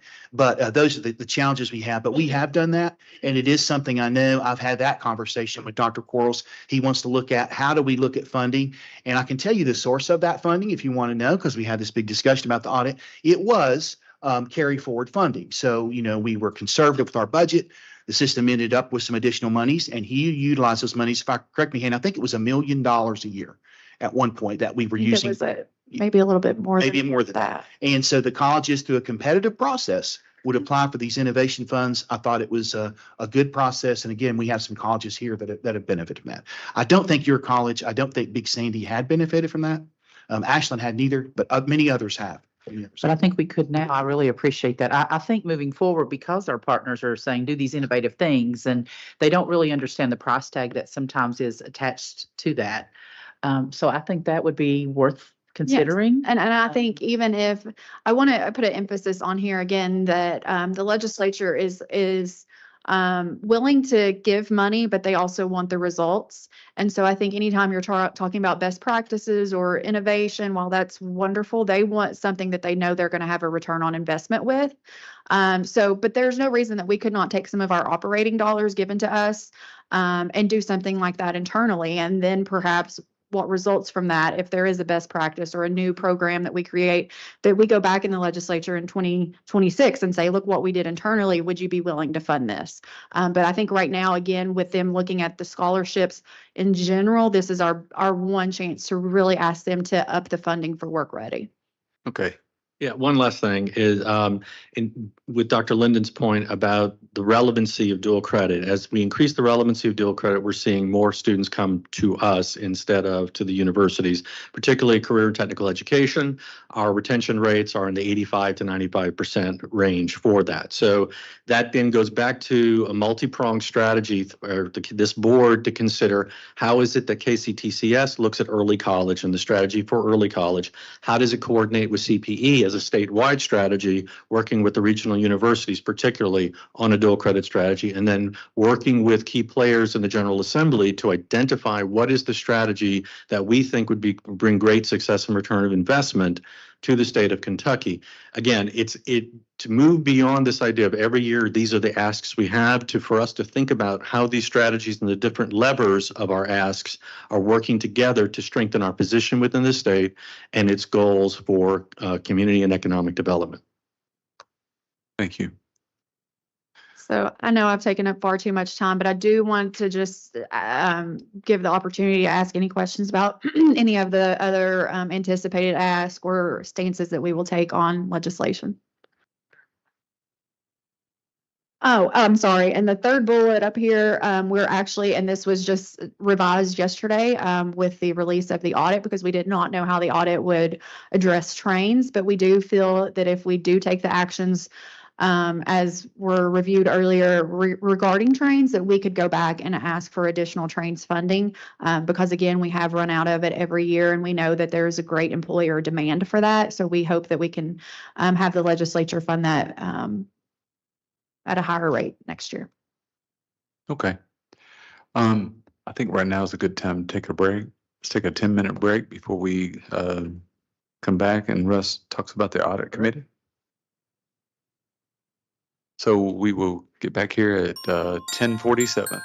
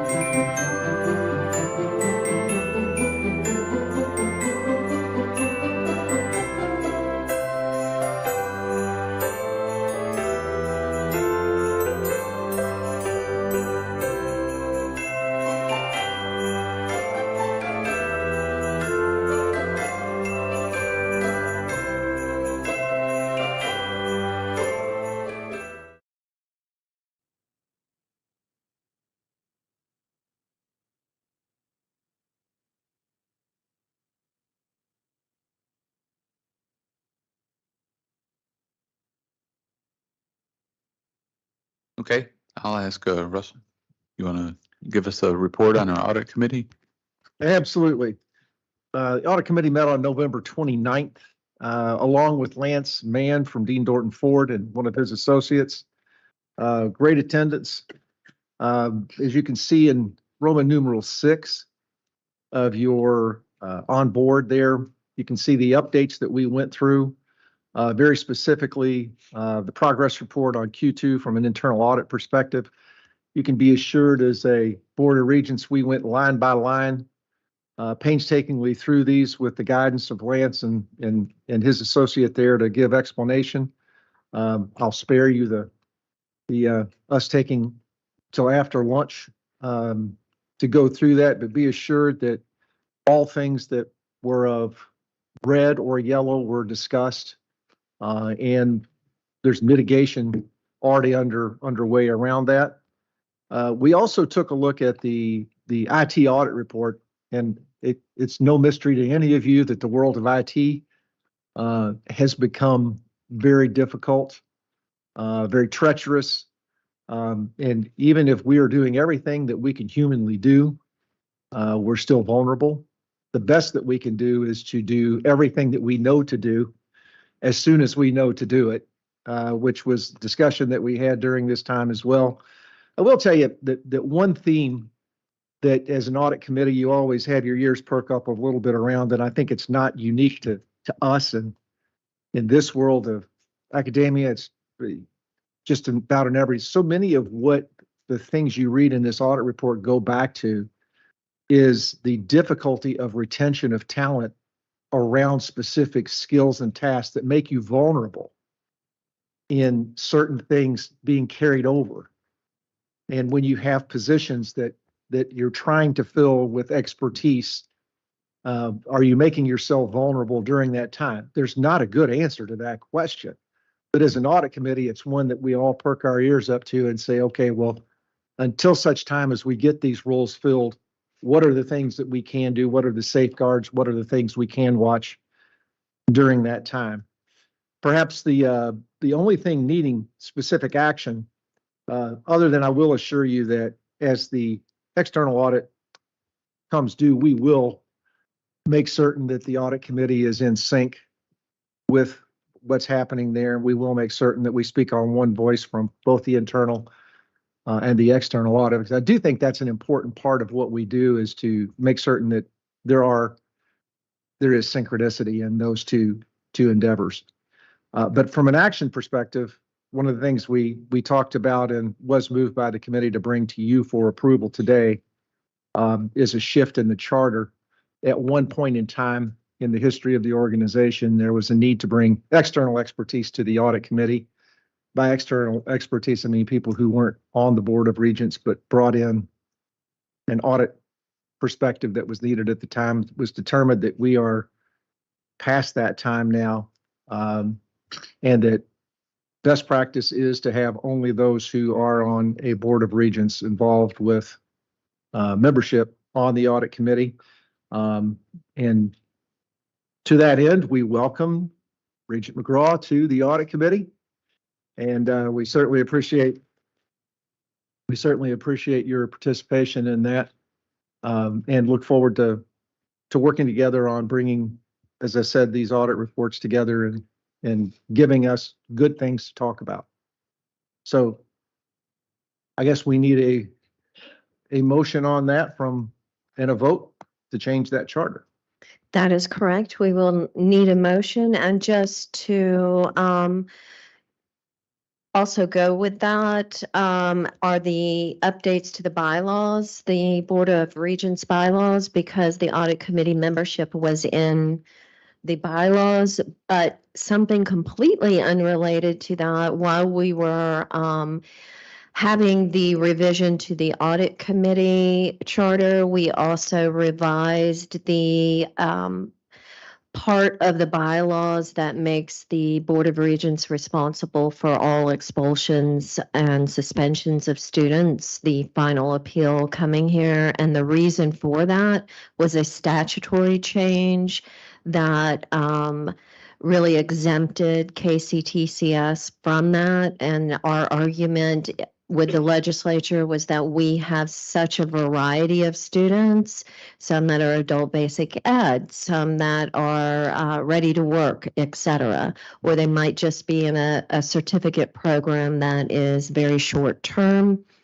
that we would prefer to deal with our students much more flexibly on that part, and have all full-time enrolled and part-time enrolled as well students dealt with through the student code. And so we were exempted from that, and we have deleted that from the bylaws. So change of charter, change of bylaws for the audit committee, and change of the expulsion and suspension. And this is your second reading of both of those. So we do need a motion and a second. Okay. So we need a motion. Can the motion come from the committee chair? It can. You were going to do it. Why don't you second? I move it. All right. Second. Okay. So now roll call vote, and I'm sorry, I've lost track of my roll call here. It's on the screen. Okay, thank you. Chair Martin, Aye. Vice Chair Hamilton. Yes. Secretary Witten, Yes. Regent Cox. Yes. Regent Finan, Yes. Regent Girdler, Regent Green, Yes. Regent Herdink. Yes. Regent Hodges has stepped out. Regent Jackson, Yes. Regent Martin, Yes. Regent McGraw. Of those members present, the vote is unanimous. The motion carries. Okay, thank you. The next agenda item is OPEB. Pam, Buddy? Buddy and I are going to tag team, so I'm Okay. going to run up there with him.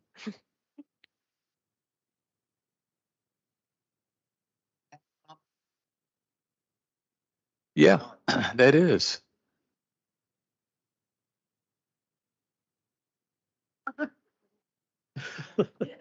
So Buddy, does the tie bring presents?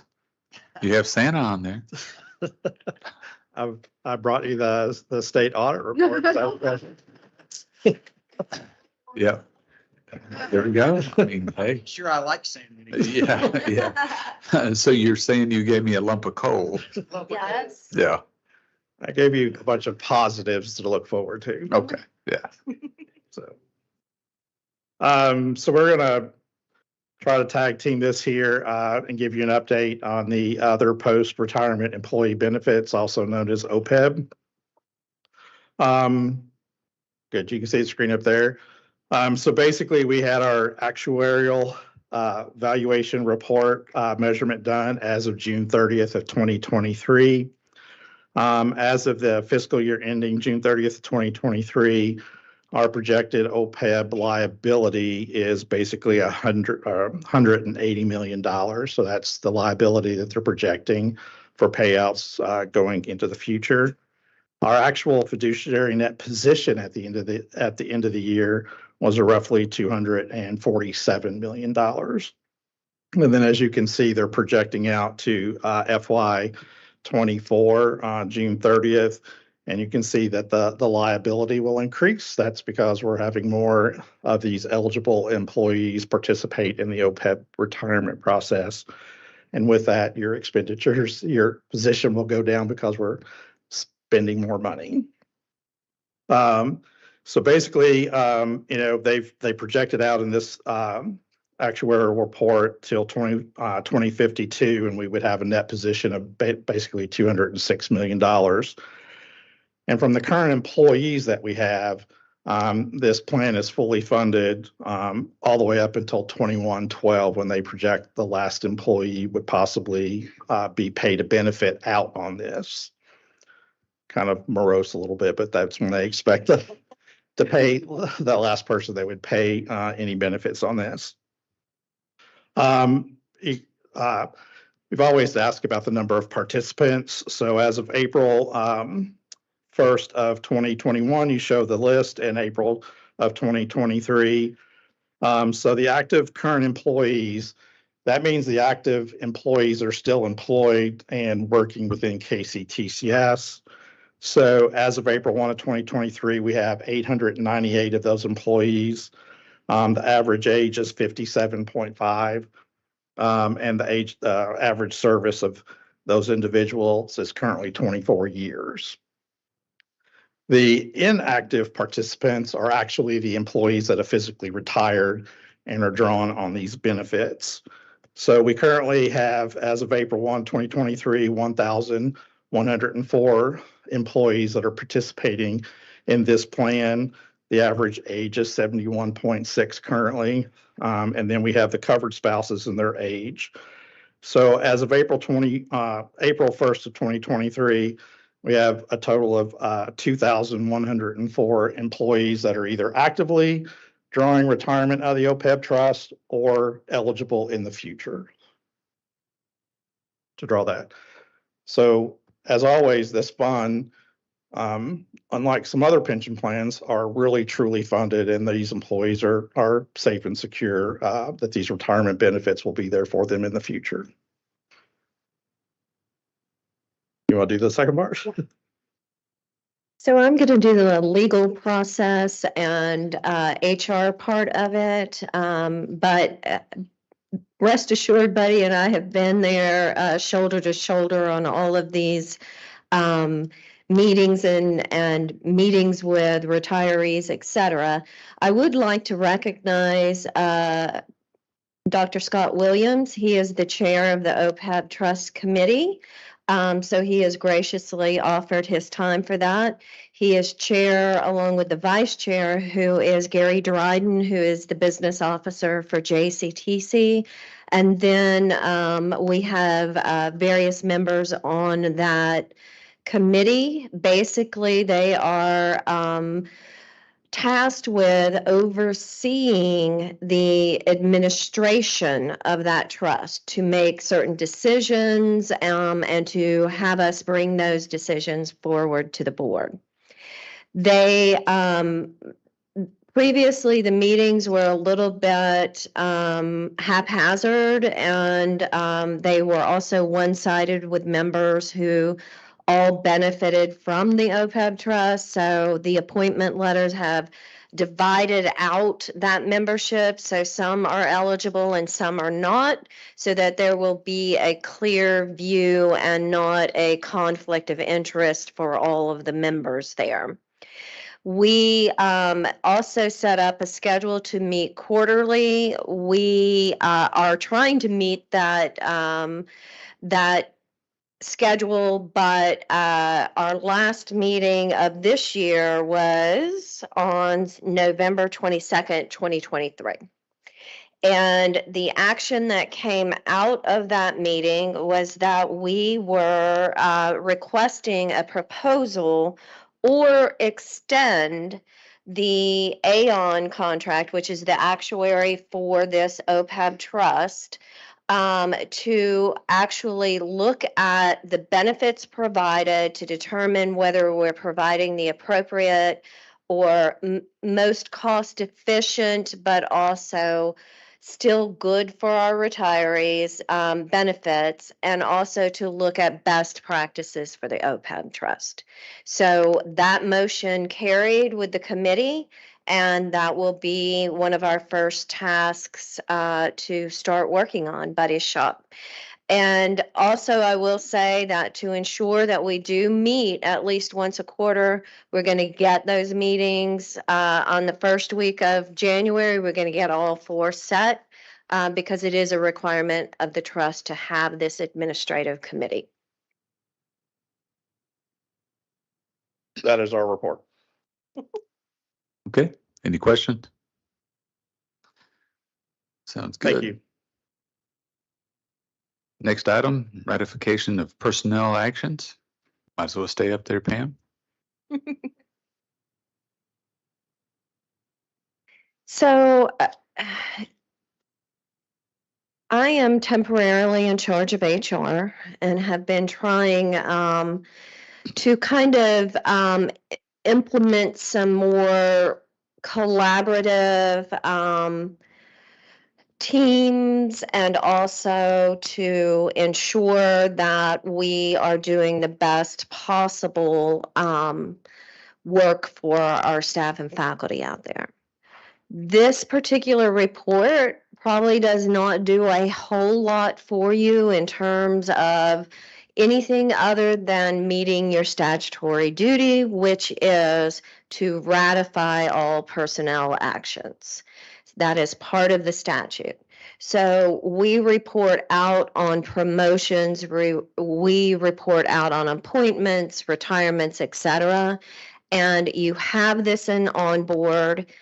I am not going to belabor it. I always like to call out a special just moment to recognize those members who have passed away from the KCTCS family, or those members who have retired, just to say that we are thinking of those who have passed away, their families, and also we are hopeful and cheerful for those who have decided to retire, and thank them for their service. So you must ratify these actions. If anyone has any questions about any of the actions on this list, then I will entertain them now.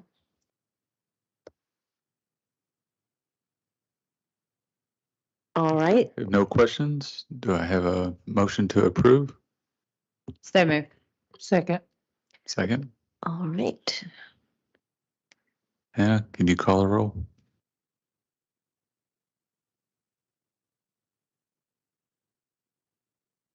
Aye.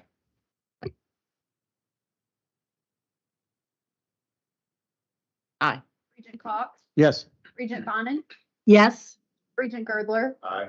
Regent Green, Yes. Regent Hurdy, Yes. Regent Hodges has stepped out, Regent Jackson, Yes. Regent Martin, Yes. Regent McGraw. Yes. It passes. Thank you.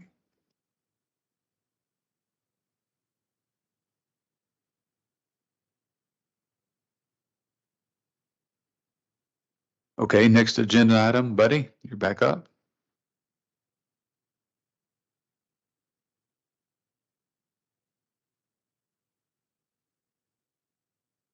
Hello, everyone. For the next three agenda items, I'm going to share the wealth and ask Andy Casebeer, our Assistant Vice President for Facilities and Support, to present the next three agenda items for your action and some informational purpose on the next two. Andy? Not sure if this is better than the coal you got earlier, but. It's not the first time Yes. I've had coal in my stocking. So the first thing I have for you is three action items that have to do with capital construction projects. The first one is Big Sandy. We have a welding lab that we've been building there. The upgrades are actually finished. They're working on the punch list. But a second piece of this was an additional federal grant that was necessary for some of the equipment, and it lagged a little bit behind getting approved by the feds in time. So what we're asking for is a $300,000 increase. The original project was 1.5 million. This would make it 1.8. It's all federal money, and there's a little bit of market condition, inflation thing in there, but most of it's just the equipment that needed to be funded in a separate grant. Chairman, do you want me to do the three together, or you want to do? Okay. Okay. The second one is the Elizabethtown Community College. We have been working on for some time now. Well, hold on one second. Do we need to do we need to have a motion and vote on? No, we can vote as we have in the past on all three at once. Okay. I'm just going based on my outline here. You have for me to ask. Okay. So the second one is Elizabethtown Community College. We've been working for some time on a renovation of the science building there to bring, hopefully bring the science labs and classrooms up to a on par with what the local high schools have all done. They've all built new high schools, and so we're trying to do that. As part of that, it's been identified that we actually need a few additional science lab spaces that are not can't fit in the existing building because we have to expand some of the rooms to make them work with all the new technology and codes that we have. So we tried to figure out if there's a way to just do what we started out to do and wait on this addition to the building to a later date. But because of trying to have the HVAC systems and everything coordinate in the building, we'll actually save money if we do it all together. So it takes an additional $3.5 million to do this 7,000 square foot addition. Dr. Pate has identified his own restricted funds that he can use for this. The original project is being funded out of asset preservation, so it's all state funding with just a 15% match from E-Town. This part is not eligible for asset preservation, so it would be them using their own money. So once, if we have your approval on this, then we'll be taking it to the legislature committee to get this approved. The third thing is Bluegrass Community College. We have two roofs, one over at the Newtown campus, which is the, and I'm going to mispronounce this, I'm sure, the McClure or the McGowan building. It was an original building that was there from when this was Eastern State Hospital. It was saved and it's being used by the Lexington Police Force to have an on-campus presence. Needs a new roof. And then the other roof is over at Leestown campus. It's building S. It needs a total roof. Because of the market conditions, we've been postponing doing this roof a little while, hoping that we would have favorable market conditions, but the roofing industry is kind of spiking back up. It doesn't seem to be going to help. So we originally had a project that we thought was $940,000, and we need to increase it by $460,000, making a total of $1.4 million to accomplish these two roofs. The roofs also include some skylight repair over at the Building S building, and then some screening of some mechanical equipment that's on the roof. So those are the three. This one is being funded by asset preservation. So. Okay. So we have three projects to approve, right? Correct. And the motion would be to approve all three.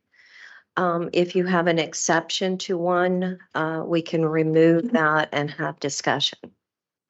So moved as a package. Second. Roll call. All right. Oops, I'm already on. Chair Martin, Yes. Vice Chair Hamilton, Secretary Witten. Aye. Regent Cox, Yes. Regent Finan, Regent Girdler, Regent Green, Yes. Regent Herdink, Regent Hodges, Regent Jackson, Yes. Regent Martin, Yes. Regent McGraw. Yes. The vote is unanimous. The motion carries. Thank you. Okay, while you're there, you want to talk about our rubric? Yes, sir. The next one is a kind of a continuation from a question I had last time. I was explaining to you last time we were talking about some projects that when we're establishing priorities for projects or reviewing projects that we try to take into account even the Huron recommendations that have come up. But I wanted to go into a little bit more detail with you and explain where we are and where we're going. So Hannah, do you have my PowerPoint? Okay. So the first thing,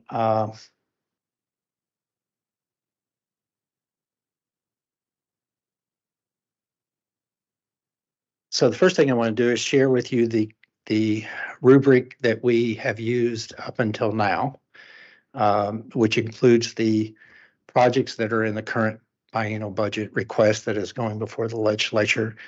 Now, okay. All right, so I have this right here, if I could share with you. We had categories and weighted conditions for those things.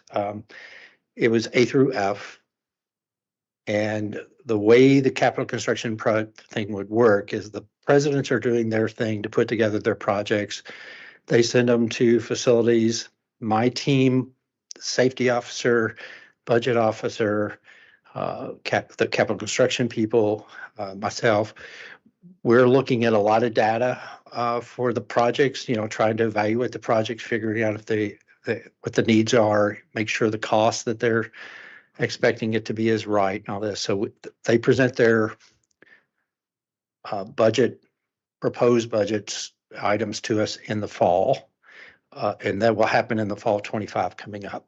And then in the spring, after we've done a lot of analysis, looked at history on the building that they're talking about, whatever, we go and meet with each college president and gather more information from them. We talk to them about the projects that they're trying to do, what the benefits are. Just, do you have legislative support? Is community in on this? Do you have money that you're getting from some other source? All those kind of things. We go look at the individual projects. So there's, it's a team of us that go look. And then once we've got through all the colleges, then we have a really good knowledge base of what the proposed projects are. And so we sit down in a room all day long and individually, not comparing project to project, but individually using the criteria, the rubric that we had up until now, and evaluate each of those projects with all the information we've gathered. We talk about them and we score them based on the rubric, and it magically gives us a priority list. So it lists all the projects from what should be the system priority, number one, all the way down through all of them. So we try to take out any kind of, I really like Ashland, and since Larry's been our acting president, we want to give him all of his good projects, and so we try to take all that out and make it legitimately on the facts. And we've always done that. And it has been successful in that, we end up with projects in a priority that actually, what we do once we've had our priority list, we actually give it to the president, system office president, and the vice president of administrative services, who review our ranking.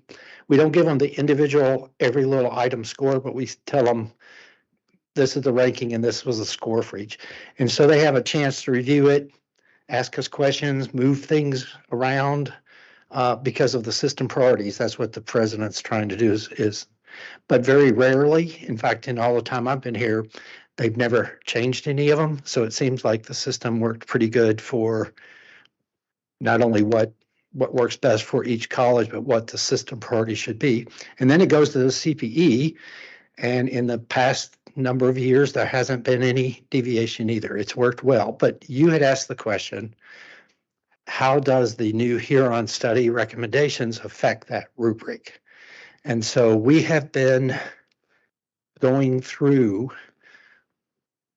while we have this rubric that has A through F, and it has outlined of what those things are, we've always, in our actual sit down in the room and talk, we consider a lot of things that we understand is in this rubric, but they're in general terms. So to you, they're not perhaps as clear.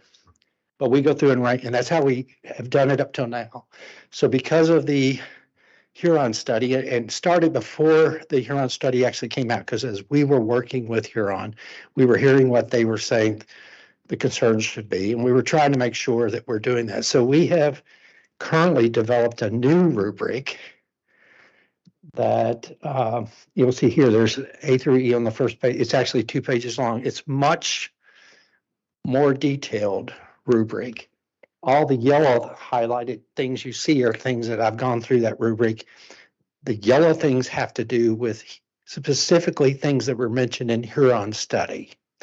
Even though our original rubric had those things in it, and I've highlighted where they were, It's now more specific. And I think it will help us do a better job of separating out each project as it might apply to that. So instead of having like 300 and something possible points, if it's now like almost double that. But right now, that is our proposed rubric, and I'm sharing with you because it's just proposed. Show you how it's done, so you can see it. I've kind of taken it out of the black box. We're now running tests on it. We're taking last year's projects and running some of them through here to see if we end up with the same result, or if the results differ. Is that more in keeping with what we're now seeing we need to be focused on? We will probably need to make some adjustments before we use this. We'll be using it again in spring of 25. So we're a ways off. What I would ask is, and I don't mind sharing this with you, we've taken the wrapper off so you can see it. But when we come up with the final rubric, I need to kind of keep it a little bit confidential. And the reason is, we don't want, if you have a list of how it's going to get scored objectively, then if you're preparing your project description, we don't want you to take this and make sure you got everything covered, right? We really want truth. And really, what is your project doing at the college, and how does it benefit what's going on? Is it needed? Does it save energy? Does it do all that stuff? And then we can take that information as well as whatever else we gather and score it based on this. And we've always kept that. It was never a published document, I guess is what I'm trying to say. It's always been there, but it's not been published. It's shared with the president, the system president, and with the administrative vice president of administrative services before we ever use it, just so that somebody above my level has said, yeah, this seems to work. So if as the Board of Regents, if you want me to share with you the final rubric I get, I would ask that we find some way to do it so I could share it with you guys without it being public knowledge, because we do not want to taint, and I'm not saying anybody's going to purposely, right, falsify something about a project, but it's better if they don't know exactly how the scoring happens in order to get more accurate scoring, if that makes any sense to you guys. May I ask a question about that? So if you're submitting a project to be done, do you have a template to fill out? So at least, in my experience, some folks are better at drafting project descriptions and project outcomes than others.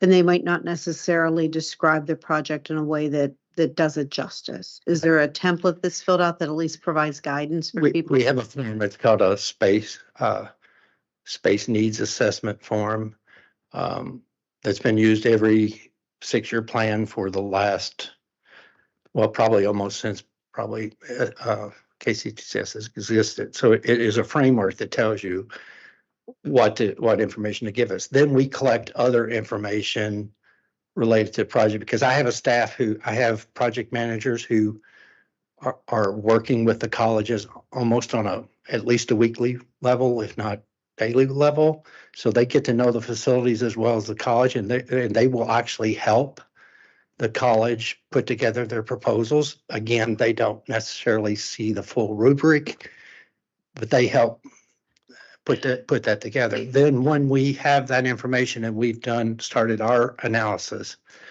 the purpose of going out and sitting down with the president and the business officer, facilities person together, is we are tailoring our questions to them to fill in the blanks of things maybe we don't know. So the whole process takes about a year's time. And in that, we're trying to gather that information. So yes, there is a thing that they start with. Okay, thank you. Mr. Casefire. Yes. I really appreciate this, because I feel like you actually heard me at the last meeting when we were talking about the capital project budget of 24-26. I mean, we approved it, but I had some questions after it. We brought some of those things up And then Buddy Combs, as he provided the actual narratives of all of those, how many were there? I'm looking at a 10-page document. I think there were 63. Yes, ma'am. So my biggest ask going forward, especially with this capital project budget, is that the board receives the narrative for those things too, instead of just a list. Because right with the list, it was, oh, here's the college, here's the ask, but what is that actually? Right. So without that information contextually, we just didn't know. Sure. And so am I to understand you correct? You're going to take the 24-26 list and put it up against this new rubric to see how they would score on this way? Yes, we're The one that we just testing it to approved? make sure, because we've theoretically, we have the same analysis that the old rubric did, but we're now detailing it in a way that it's less objective and more, less subjective and more objective, down to the nitty gritty. But we want to make sure that in doing that, we haven't skewed the results, since we're trying to make it more objective, so that we ends up with false information that would put a project that, all of us, if we sat down and looked at it in this room and went through all the reasons why you would look at a project, you would say, well, that doesn't need to be a high priority for us, or that one needs to be, right? So we're going to rerun. And we started doing it a little bit. We took 10 projects just to kind of, before I shared this with you, just so you know, we're kind of getting in that ballpark. But we will do much more extensive tests as we go forward, just to make sure that it works and it doesn't taint or twist anything out of alignment. Okay. And just so I just want kind of full understanding and clarification. So when these are submitted, so we've already, like I said, the board in the September meeting, we've approved the 24-26. And we kind of approved the document as a whole. We didn't break it apart. We didn't really ask questions other than what was there. So this is just our ask to the General Assembly, correct? Yes, ma'am. Okay. So, I mean, is it ever a sense from your office that we worry about perception of things that are on this list, especially things that are non-academic in nature? That was kind of what I was getting to at the heart of my questions last time. I hate to throw them under the bus, but number 56 is a big one. It's a green space and a quad at $8 million for a college. That's a big thing. Yeah, I believe that one's at Jefferson. Mm-hmm.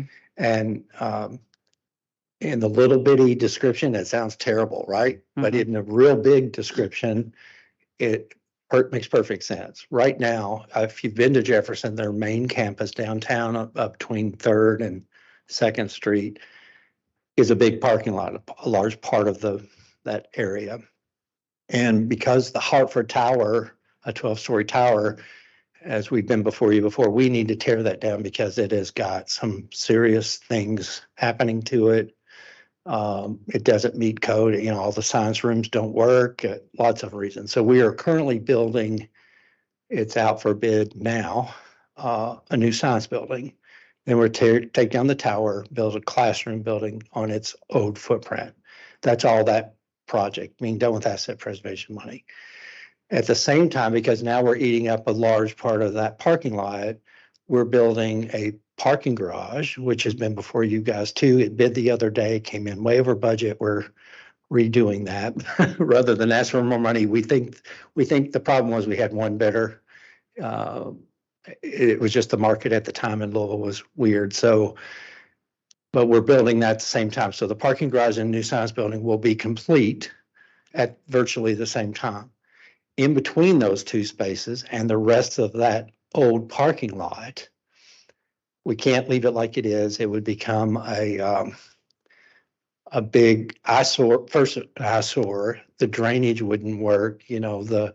The infrastructure doesn't work. And so when we say green space, it's really new drainage between the buildings and circulation around the building, everything. It's doing more than just a green space. It's not just grass. It will also create a student space outdoors that will work better with all the buildings on the campus, as well as buildings across the street on Broadway that are part of the campus too. So we're trying to improve all that. So it sounds like a big thing, but if you really analyze the pieces and parts, it's not that big of a thing.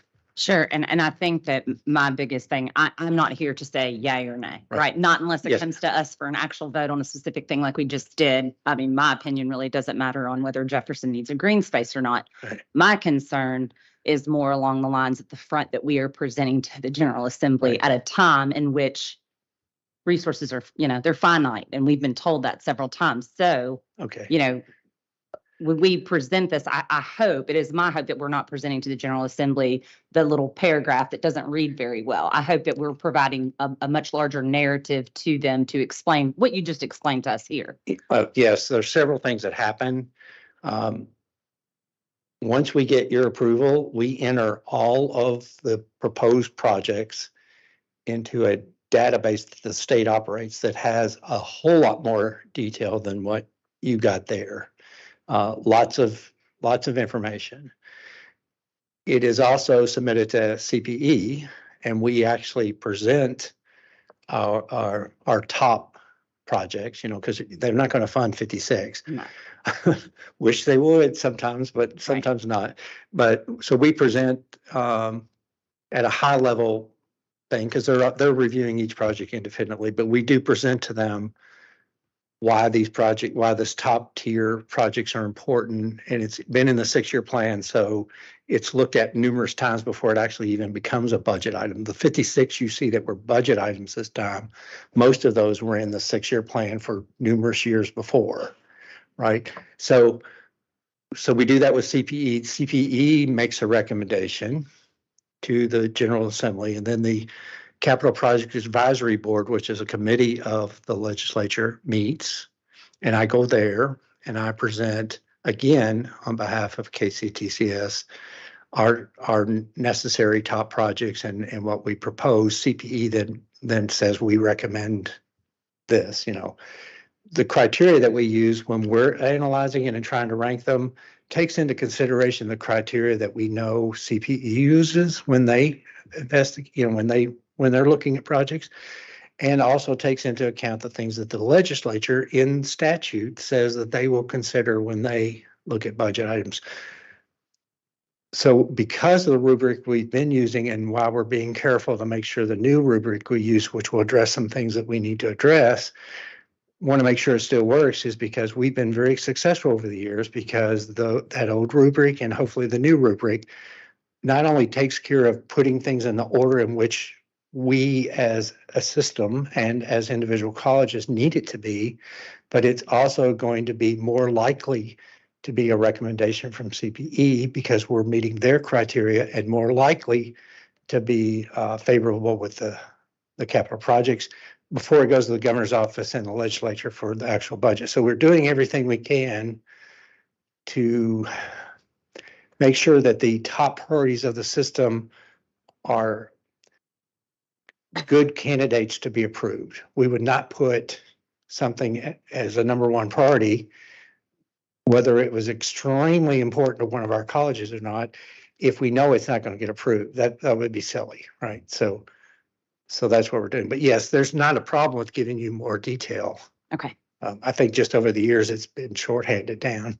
I mean, and maybe I'm just speaking for myself here, but maybe I just think the more informed we are, the better we can do our job in evaluating all of those. And then final question for me, at least on this, when we're talking about, say, for example, what we just approved, but let's just take BCTC's roof replacement that we just did, $1.4 million.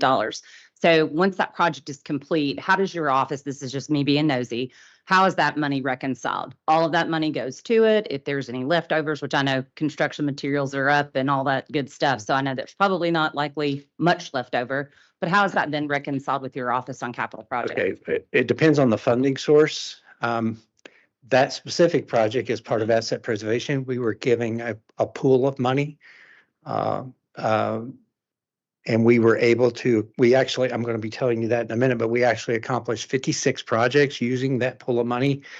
We're still not all the way through that money, so there's a potential we may, do others. And this project, the $940,000, wasn't one of the original projects we were going to do, but after we did everything that was in our budget request that you approved that year, we've accomplished all that or in the process of accomplishing. So a lot of it's still in construction, some of it's still in design, but we're seeing that the numbers are going to pretty much align. So that's a big pool. So we can take money if we need something for a project, even though we may come to you and say we need approval to up this number, which I have before, is still coming in and out of that pool. So that money goes back in the pool.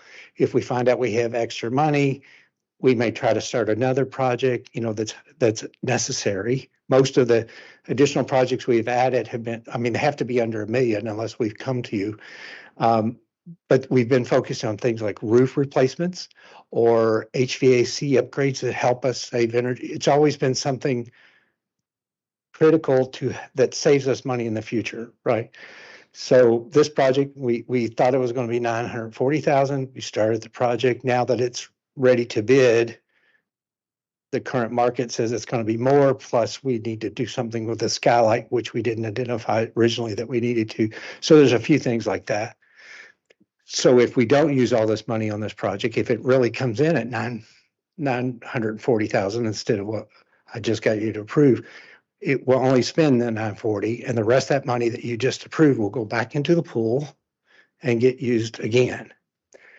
If it's a project that's a line item project with the legislature, which the new classroom building at Bluegrass is that way. It's a $58 million total scope project, but it's a line item project. So if we don't spend the money, if we end up not needing $58 million, the access money goes back to the state general pool. So it goes away. We don't get it. We may spend it for equipment that we need in that building. It has to be to that building. But at some point we said, we have everything we need and the money goes back. If it's restricted funds from the college, which in some years we've done that, but this time we didn't because of asset preservation. But say the college is doing restricted funds. If we don't need that money, it just goes back into the college's budget and they can do it again somewhere else or use it, for something else. If it's a grant project, the grants, federal grant or whatever, that money gets reconciled with the grant. There's not a pool anywhere that's sitting there with money in it. It's all depending on the funding. It goes back to the funding source. Okay, Pat. I really appreciate Mr. K-Spire and his team. I appreciate you listening and reacting and looking at the rubric, especially based with the Huron study and the things we've talked about with space utilization. So I really appreciate the time and effort that you and your team have put into this. Thank you. Okay. Yeah, we did ask you to do that for us because of the Huron project to make sure that we are meeting the guidelines that they've given us. And understand we'll change this some more as we go, but I'm showing you the process. And if somebody's concerned and wants to see the final thing, I just ask that we find some way to show it to you without telling everybody in the world. Yeah, Patsy has a question. Yeah, but that is my question, actually. I also want to echo that. I really appreciate it. I've served on that group, so I've listened to your presentation even at the General Assembly. This is very clearly articulated and aligned well, which I think demonstrates that we are implementing components of the Huron to usable format, to where we will be able to measure outcomes.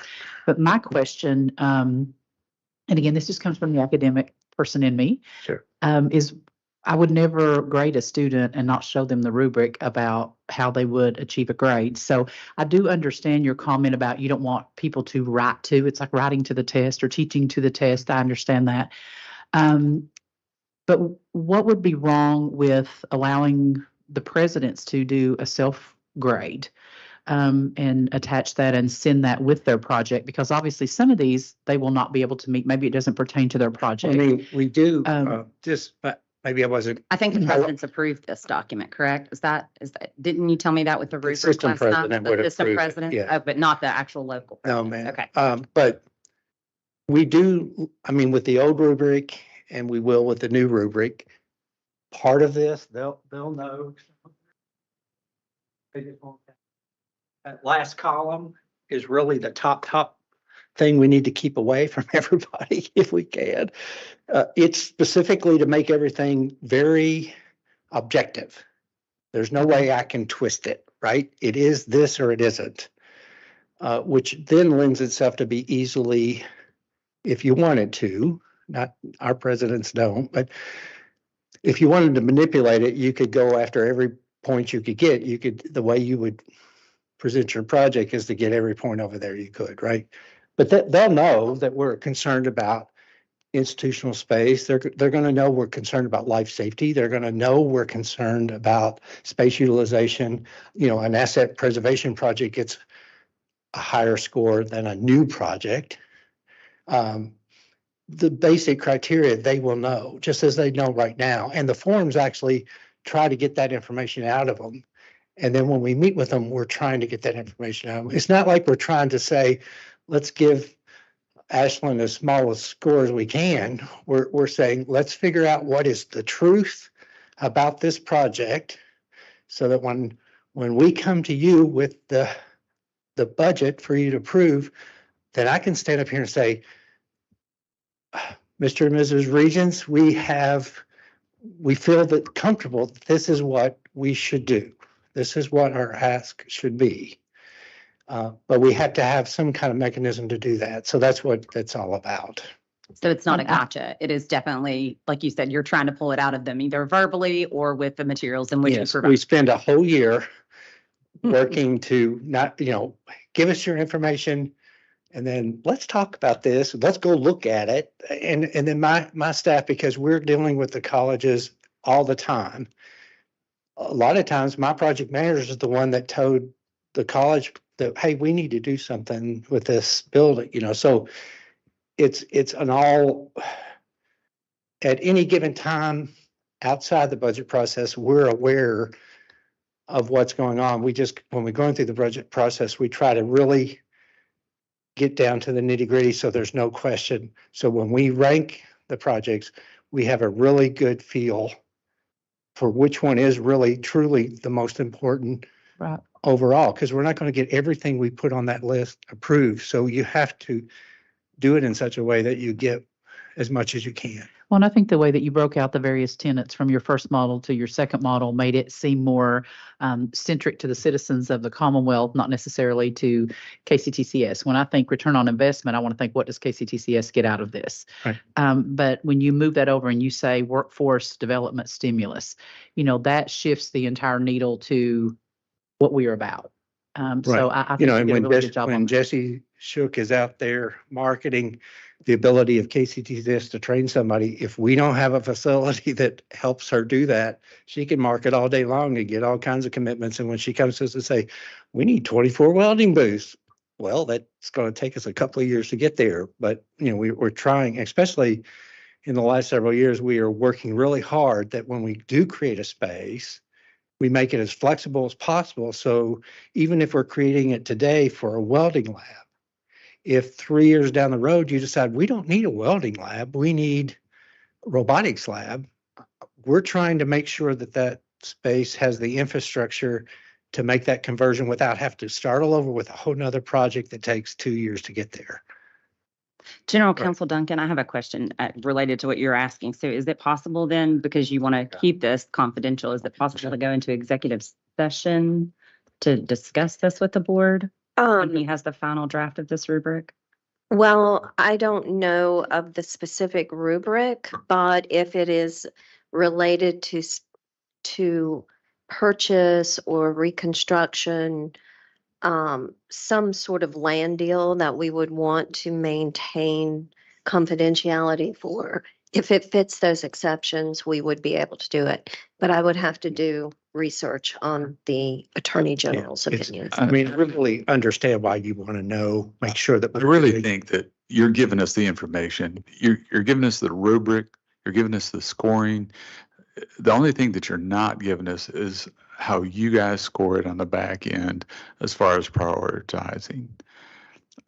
Everything else and we is do public keep those knowledge. records, so if after the fact it just looks like Andy and company decided to help somebody out with a project, So if anybody and you all has question it, we can show you exactly how we came up with that. I just think those narratives will be helpful when the next time we are presented with that capital project budget. I think that those, just to be able to quantify, here's the ask and here's what here's what it's going to be. So what's been shared with you up until now in that big database that we do for the state, there's a short version, which is the 2 lines you get.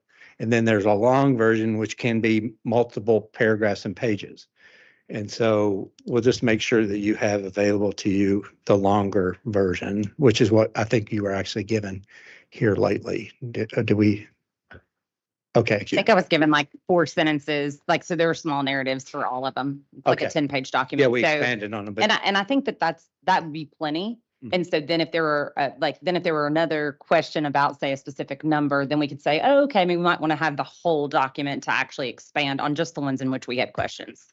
right. And then we're also giving you that list. So You're- and you get it in advance. So if you come to the meeting and I'm asking you to give me a blanket, okay, if you have a specific question, I will do my best to give you the answer or find it out for you. Andy, you're doing a fine job. Okay. Thank you for the rubric. Thank you for the information. And we look for the narratives when you bring other capital projects to us. We will. All right.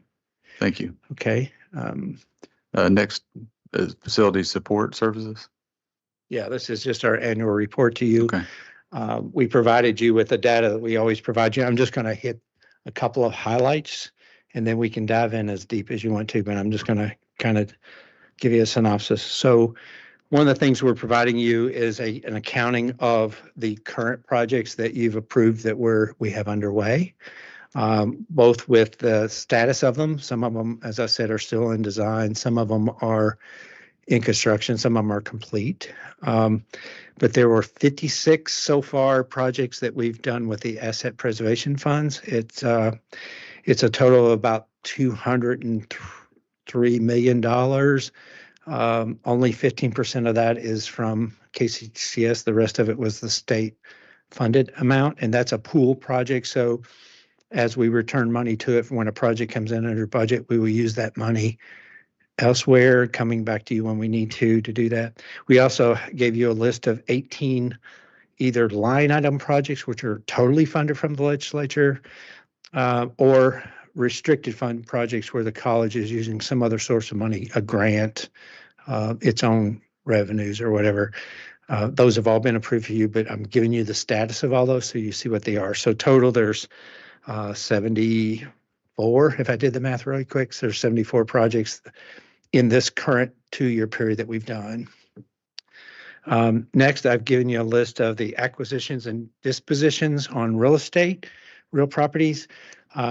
When you look through that, you'll notice there's a wide variety of why those projects are done. Some of them have been done at the reaction to Huron. There are things we're trying to dispose of if it no longer has a good need. And some of that stuff we already knew it wasn't really being used, but it just kind of sat there because there wasn't any kind of catalyst to go ahead and get rid of it.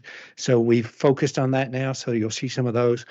There's some other real estate things where we're either selling property or purchasing property for different reasons. We've given you the explanation of what those are. I will point out to you that I was before talking about over in Winchester, the Amazon building. I think I remember that Bluegrass wanted to buy. You all approved that last meeting. They are still in negotiations with that. Apparently, there's now a second interested buyer, and so those negotiations are still going on. We've made the offer.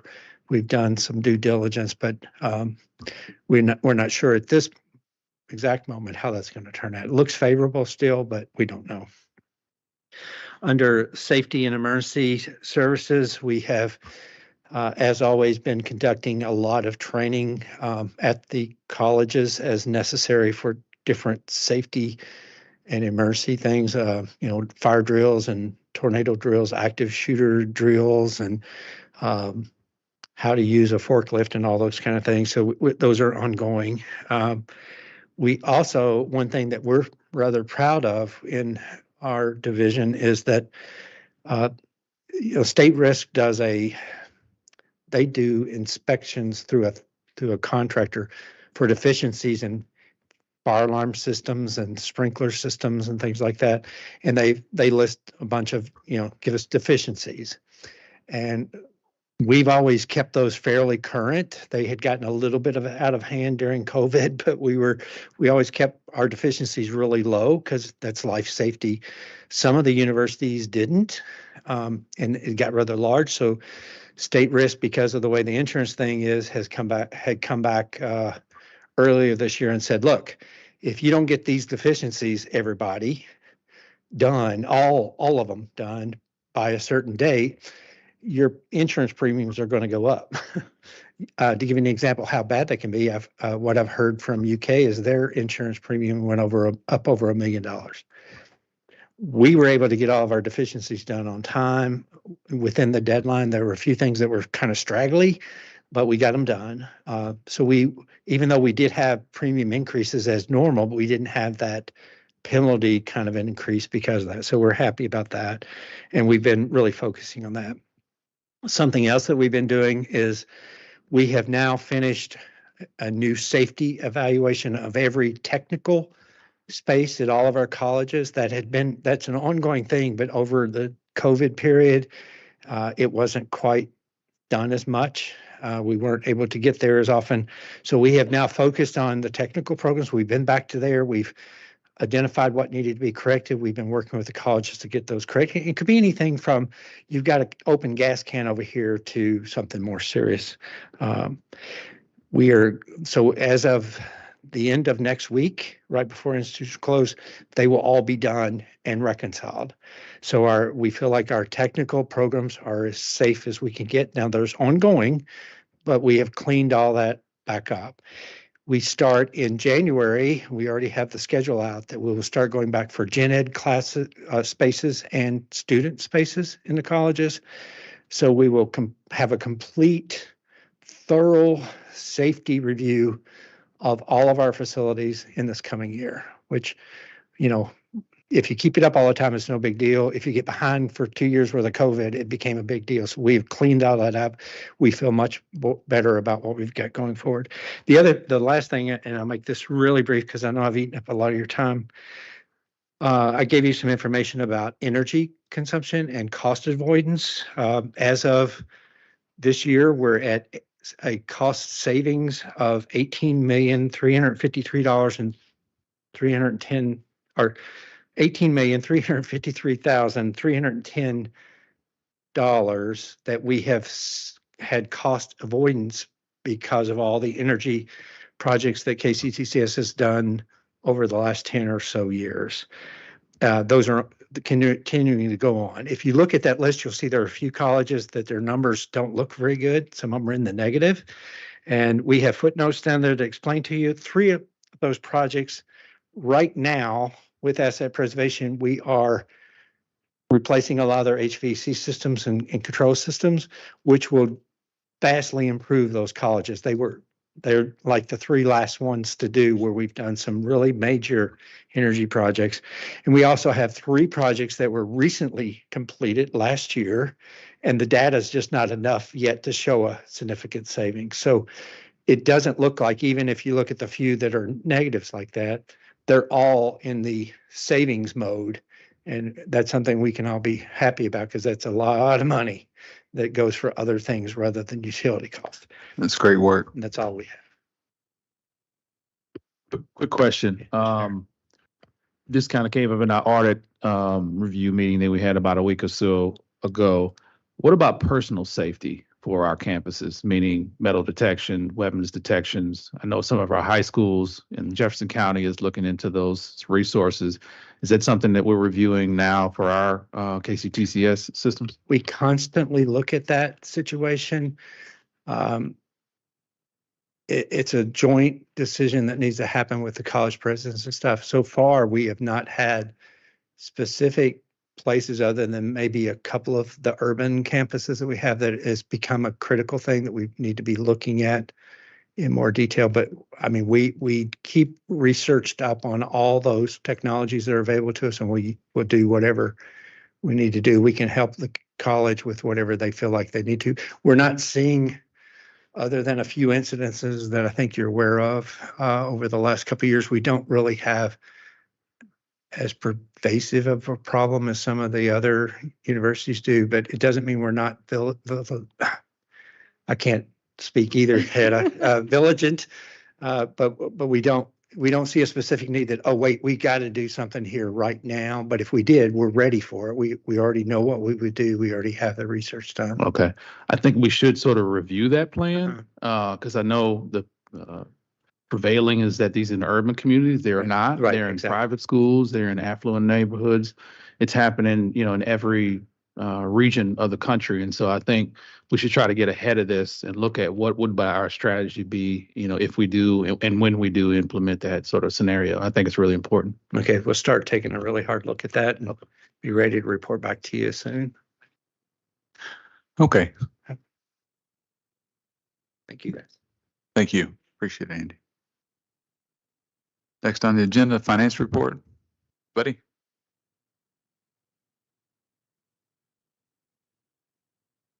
So I'll go over a few items in our finance report. Let me get to what you're seeing there. So this depicts activity through the first quarter of fiscal year 24, with the quarter ending September 30th of 2023. And the statements are derived from our financial administration system. So I want to give you a couple of brief updates in regards to this. So the first thing I want everybody to notice is that, for some of you that are paying attention, you notice that our state appropriation number is down from last year. And I want to remind you that there were a couple of items that impacted that. First was the legislature to remove K-beams from KCTCS. So that $1.8 million was removed from our general allocation. The other item that I wanted to bring to your attention is that last fiscal year, the state legislature in the budget gave us some non-recurring money for aviation, which was $1.8 million. That was a one-year thing, so we didn't get that again this year. And then also the KERS supplement was reduced by $90,000. So just a note there that's why you're seeing the state allocation is a little bit lower than what we had last year. On some positive notes, you heard from Dr. Wagner yesterday about our enrollment being up. So as of September 30th, our tuition revenue, we are up $9.1 million over the same time last year. So kudos to the colleges and the enrollment activity that they're getting their enrollment back up. So that's helped us tremendously. On a negative side, our non-credit tuition is actually down $255,000 from last year. So I can't tell you exactly what contributes to it, but I'm thinking that in most cases, we're taking a lot of that non-credit and making it eligible for credit. So that's moving up into our regular tuition line. One of the biggest impacts that we had is our investment income. Last year, we were down 251% on this. As of the September 30th, we're up $7.7 million in our investment income for the first quarter. That's an increase of 423%. So that's one of the positives that we had. And then again, I should have finished with a positive, but I'll finish with a negative. Our sales and service activities, basically we're down $3.6 million. I just want to remind everybody that the reason that we're down on that is because the higher education emergency educational relief funds have been expended and we don't have those this year. So we're not collecting any more lost revenue. So in that category, that's one of the main reasons that we're down, because that was $3.3 million in last fiscal year. So overall, in our financial statements, you can see that we provided you with the system. This is the system one. And then per your request, you had also asked us to provide you each of the individual colleges. They're listed in your packet as well. So you can see how each of the colleges are faring as of September 30th of this year. So basically, if you look at this, we're basically on track to, again, have a successful budget period to our actuals moving forward. The last item I wanted to bring to your attention is the statements of net position. And again, I want to draw your line to the bottom. We're in, really good standings. We have $1,149 million as our bottom line. Moving forward, the item that I want to bring to your attention is the unrestricted dollar amount, and this is where carry forward comes into play. As of September 30th, we actually had $111.8 million increase over the last time that we provided you this information. So we're kind of healthy with our cash balances moving forward. So I wanted to bring that to your attention, but that's the number that you need to be paying attention to in regards to the carry forward. So based on the recommendations from the state auditor and the recommendations from this team and the recommendations from the College of Business Officers, we will be looking at this to see how we can distribute this down to each of the colleges, hopefully in the next 3 to 6 months. So that's the financial report.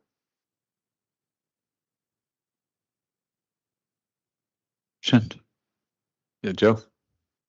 I did notice on the system office, system services and statewide contracts is reduced quite a bit from the previous year. Is that due to the changes you guys have made and how those are collected? Yes. Okay, that's a great, yeah, Yes. that's all. Sorry, takes me a minute. Yes, but that's the reason that's down is we've changed those. We went with the actuals from FY22, so there was a big reduction in that. So with that comment, just a note that because we did actuals from FY22, we need to, I want to stress this, and I keep stressing it to the business officers as well, is that in FY23, this board approved a 7% increase. So that number will go up for next year unless we change, we have a different recommendation on how we're going to recharge that moving forward. So I just want everybody to realize that in FY23, we did give the 7% increase, and that will be reflected in those charges moving forward. So we made a positive impact and we'll keep making a positive impact, but unfortunately fortunately, if we keep increasing everybody's salary, then those charges will start creeping up again, but they will be based on actuals. Yeah. Okay. All right.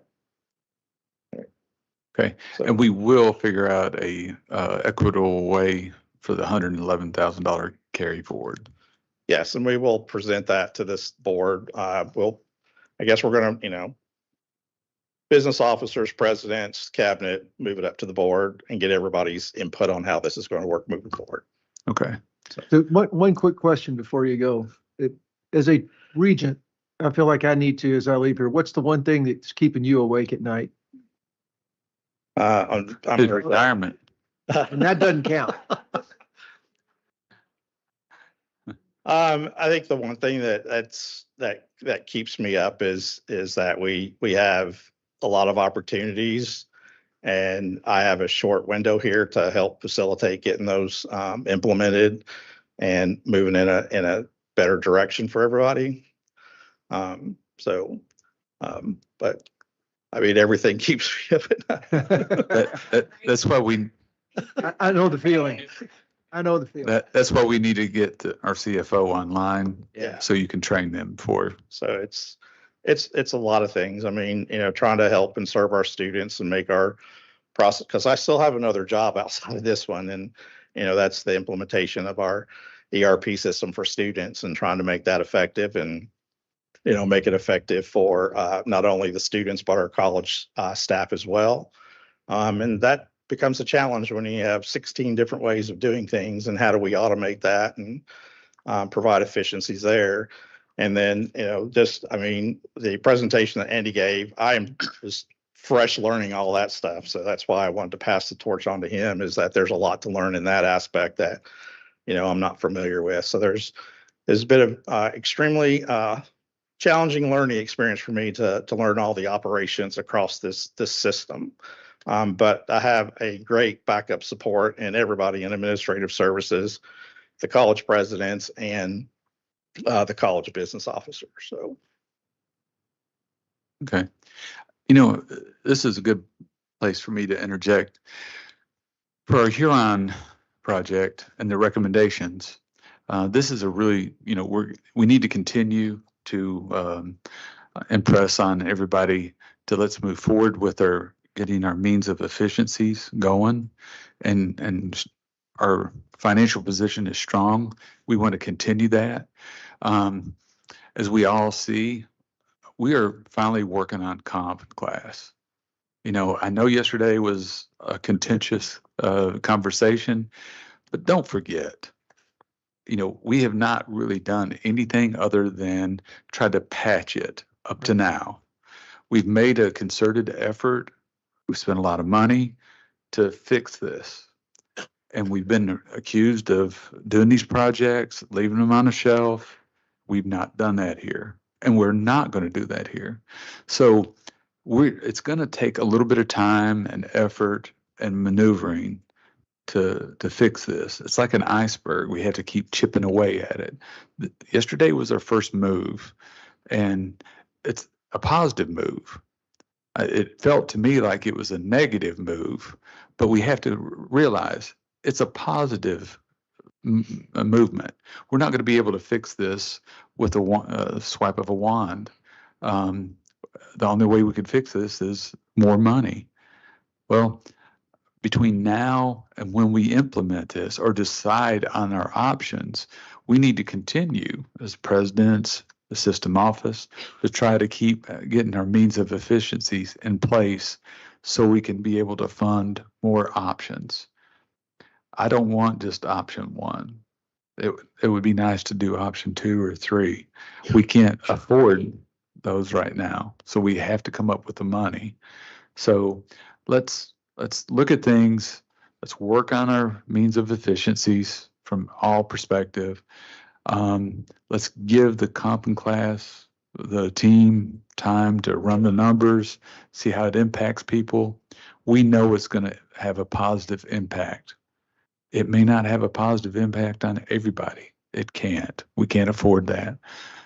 But we have to work and start somewhere. So I just felt like the need to say that because I really did feel like yesterday was we didn't end on a positive note, and I want us to end on a positive note because we are making headway. So now, any more questions in regards to Buddy before he leaves the podium? Okay, we have one more agenda item. I'm going to give you guys the democracy of saying yay or nay. We have box lunches, Panera box lunches in the back. Scott Tracy from the foundation has about a 15 to 20-minute presentation. Okay. I'm sorry. That's what I'm going to ask. Do you want to take a break, go grab lunch, come back and eat lunch while Scott watches us eat? Is that all right with you, Scott? Okay. So let's take a 10-minute break, go get your lunch, bring it back, and then Scott will start, say at 20 after 12. And we will get you out of here by 1 o'clock.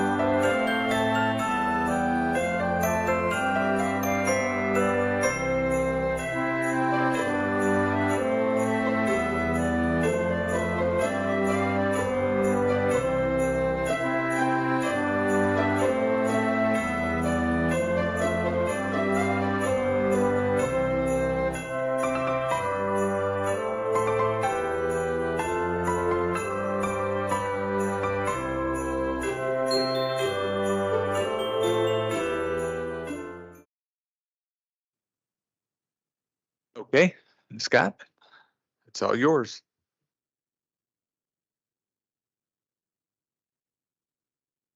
You need to turn your mic on.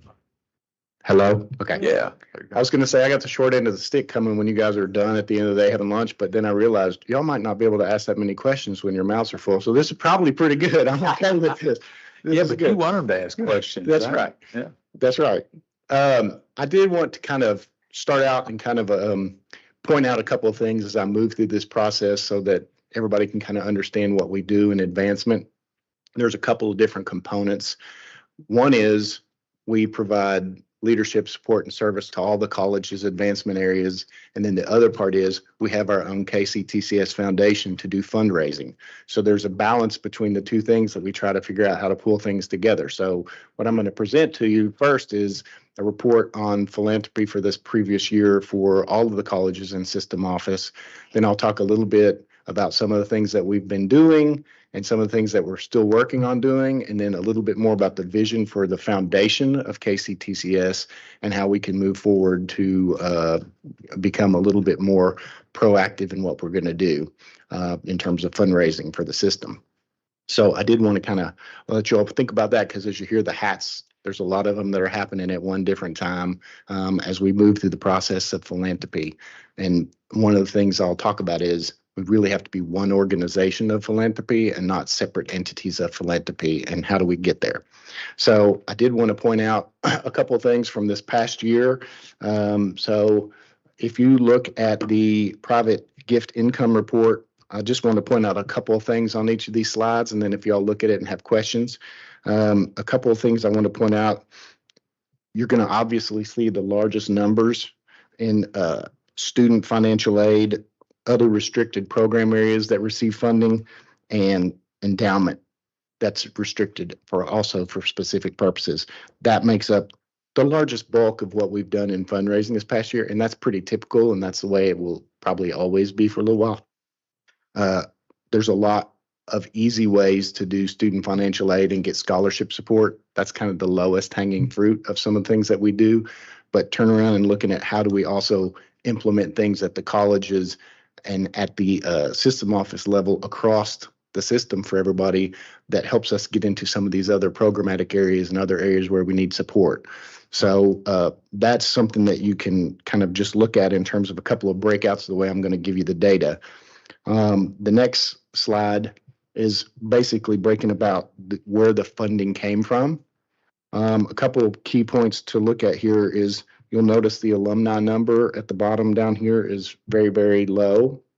That represents less than 2% of the total giving that we received this past fiscal year. And it's really less than 0.1% of the total alumni that give to us. So you heard me a little bit last year talk about we're going to start gearing up on alumni. We've been doing that this year. We still have some work to do, but we're going to talk a little bit about that and what that means to what we're going to do for the whole fundraising initiatives that we have online. The other part is corporations and foundations. Pretty obvious. Those are easy big ones, but to me, there's still a lot more work that can be done in the corporations, foundations, and specifically with what we've done on alumni areas, trying to connect those dots a little bit more. One of the things that we've started also working on is kind of tag teaming some things with Jesse's group in terms of thinking about how we track the engagement with our companies, where they're coming in, and how do we build those relationships so that companies can come in at all kinds of different levels and be supportive of KCTCS, but which are the companies that we look at and think, these are companies that we might be able to move more towards a philanthropic area to help support us in ways that they might not have done before. So that's going to be part of what we'll talk about as well. But those are the big takeaways from that. And then I wanted to kind of point out one last thing on this summary of private gift income by college. So this is kind of the historical numbers. If you look back at it, you'll see there was a couple of really big years from some huge gifts that came in during those years. But overall, the trend has still been going up. So we continue to raise funds across the system. The colleges have done a great job of continuing to raise funds on their behalf. And then I'll talk a little bit here in a minute about some of the things that we've done and some of the changes that we've made to help the colleges and the advancement officers, as well as some other folks across campus, to try to bring some things in line with what we want to do as well. So that's the one thing about it. It's always funny when you look at just numbers. If you ever really get some of these large gifts like that, those are not numbers that you can recreate very easily. So there's going to always be some swells and dips in fundraising.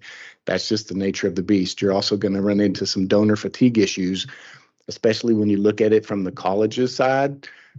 They've really got a more regional approach to what they're doing with their fundraising, and you're kind of going to the same people a lot of the times. So what we've got to do is find the bandwidth at the system office level to go in and help bring in fundraising that can help across the system with areas that the colleges need, as well as initiatives that are strategic priorities of KCTCS.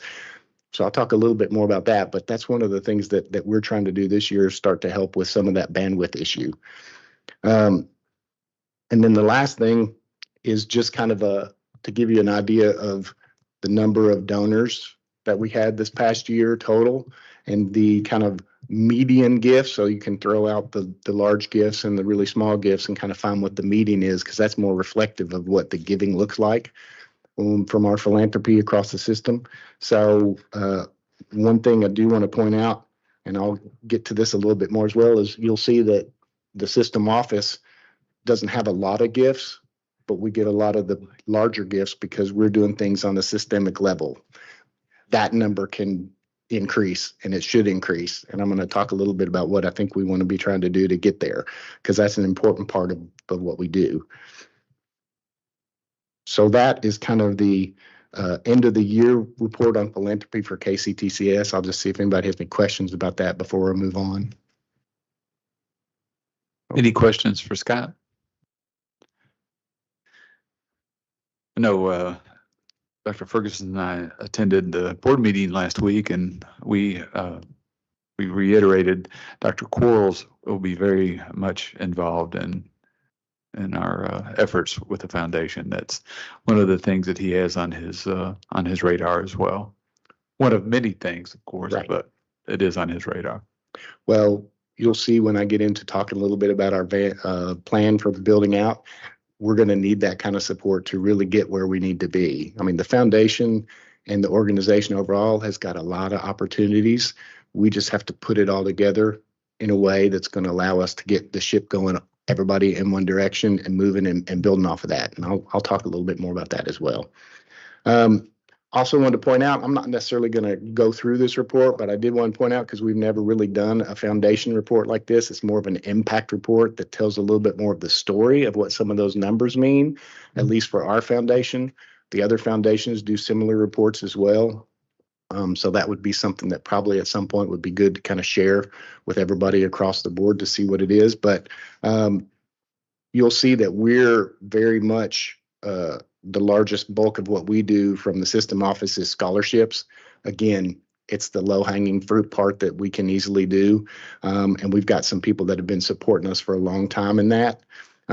So I did want to just kind of point out that there's a little bit of something that's an important part of this, is because this is not just a report to give out. It's a stewardship report for people that have been supporting us. It's a cultivation tool for people that are thinking about, well, maybe I want to support KCTCS philanthropically. What does that look like? What kind of impact can I have? So this is something that I hope that will continue to grow and become a bigger report as we try to grow out what we're doing and build some of these things across. But I think it's a really good way to kind of put some faces and some impact on the students from what everybody's supporting us at. And so we're going to continue to do that kind of report as we move forward. I did want to say, first of all, when I move off of the reporting part, we've asked a lot of the college's advancement staffs this year. We have changed quite a bit, added a lot of things that we're doing in, and they've done yeoman's work. So I first of all want to say kudos to the advancement staff, because they're probably about ready to throw out of the building right now because we've done so many changes. I think a lot of them are difficult to implement, but they will be changes that are going to make it easier for them to do their jobs in the long run. It's like anything else. That first round of getting through it is very tough. You got to do a lot of work to get there. But once you're there, it's going to eliminate a lot of the work that they do and create more efficiencies. So by the time we get into this next year, we'll see a lot more efficiencies. And I'll talk a little bit about some of those things that we've done.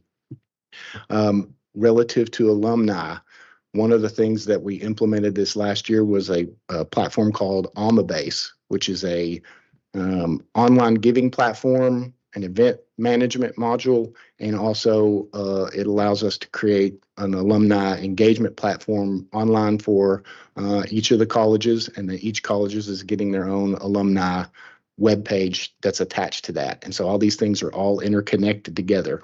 So that has been quite a bit of work, and that stretches across the college. It's not just advancement staff, it's people in other areas in marketing, people that are also doing other alumni work.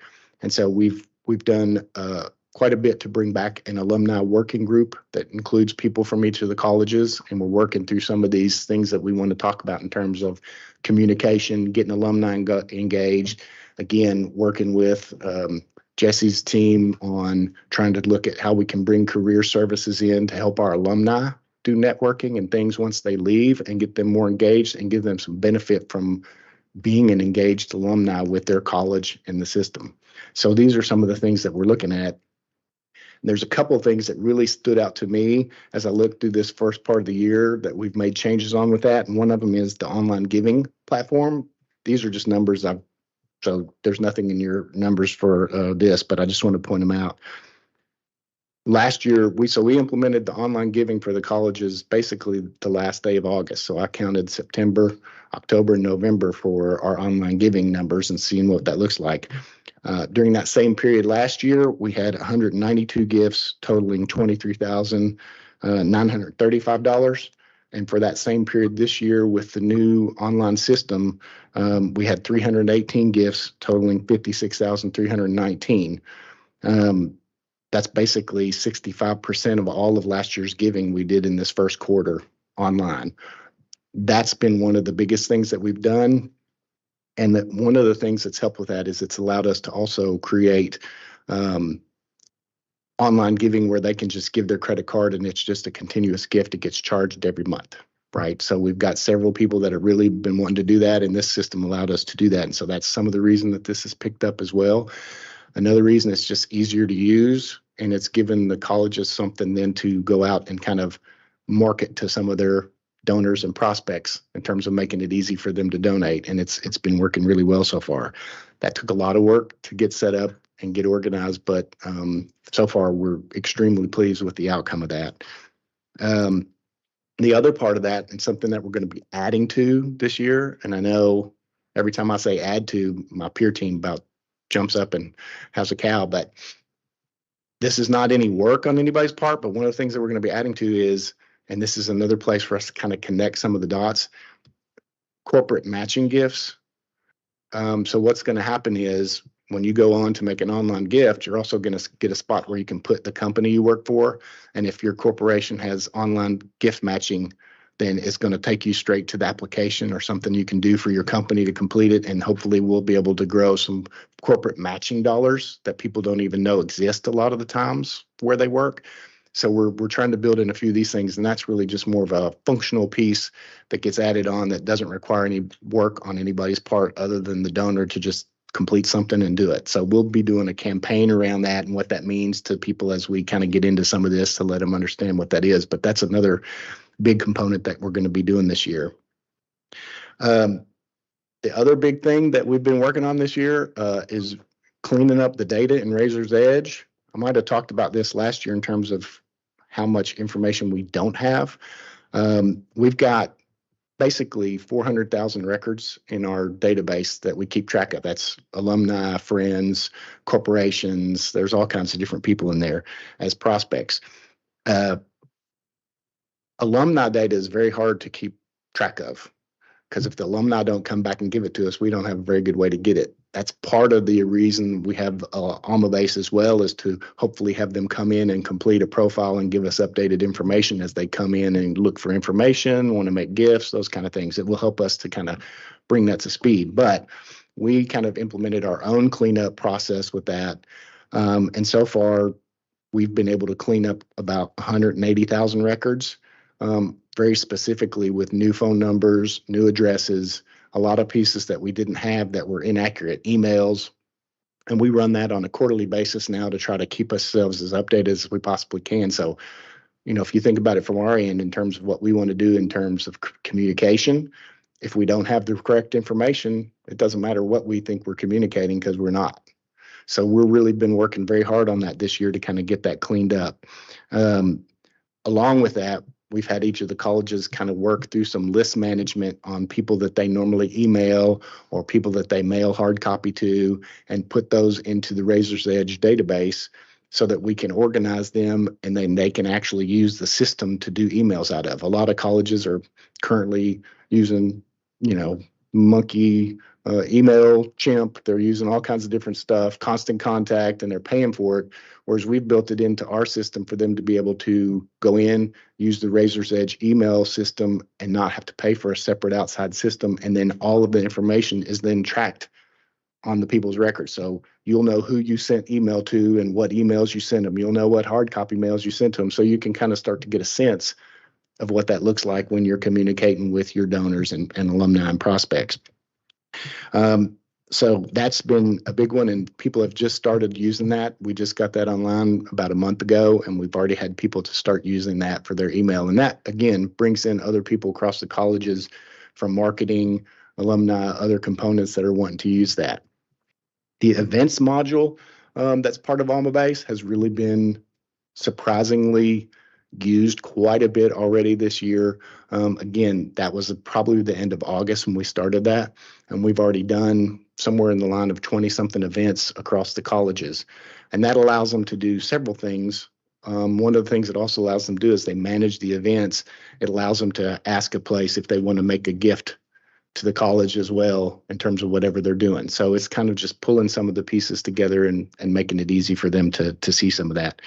But the events it's a quite nice function because it also allows them to manage it, keep track of who's coming, who's going. Again, it's all automatically integrated with Razor's Edge. It was something before that people were having to manually put in. And it's the same thing with online giving. All those gifts that were coming in had to be manually put in by somebody. Now with the system, it's automatically going in and it's eliminating whole steps of people's that they don't have to work on that and they can work on something else. So that's the kind of efficiencies that we're trying to build there. Another part of Blackbaud that we also have aside from Razor's Edge is it's awards management, which is a scholarship management tool.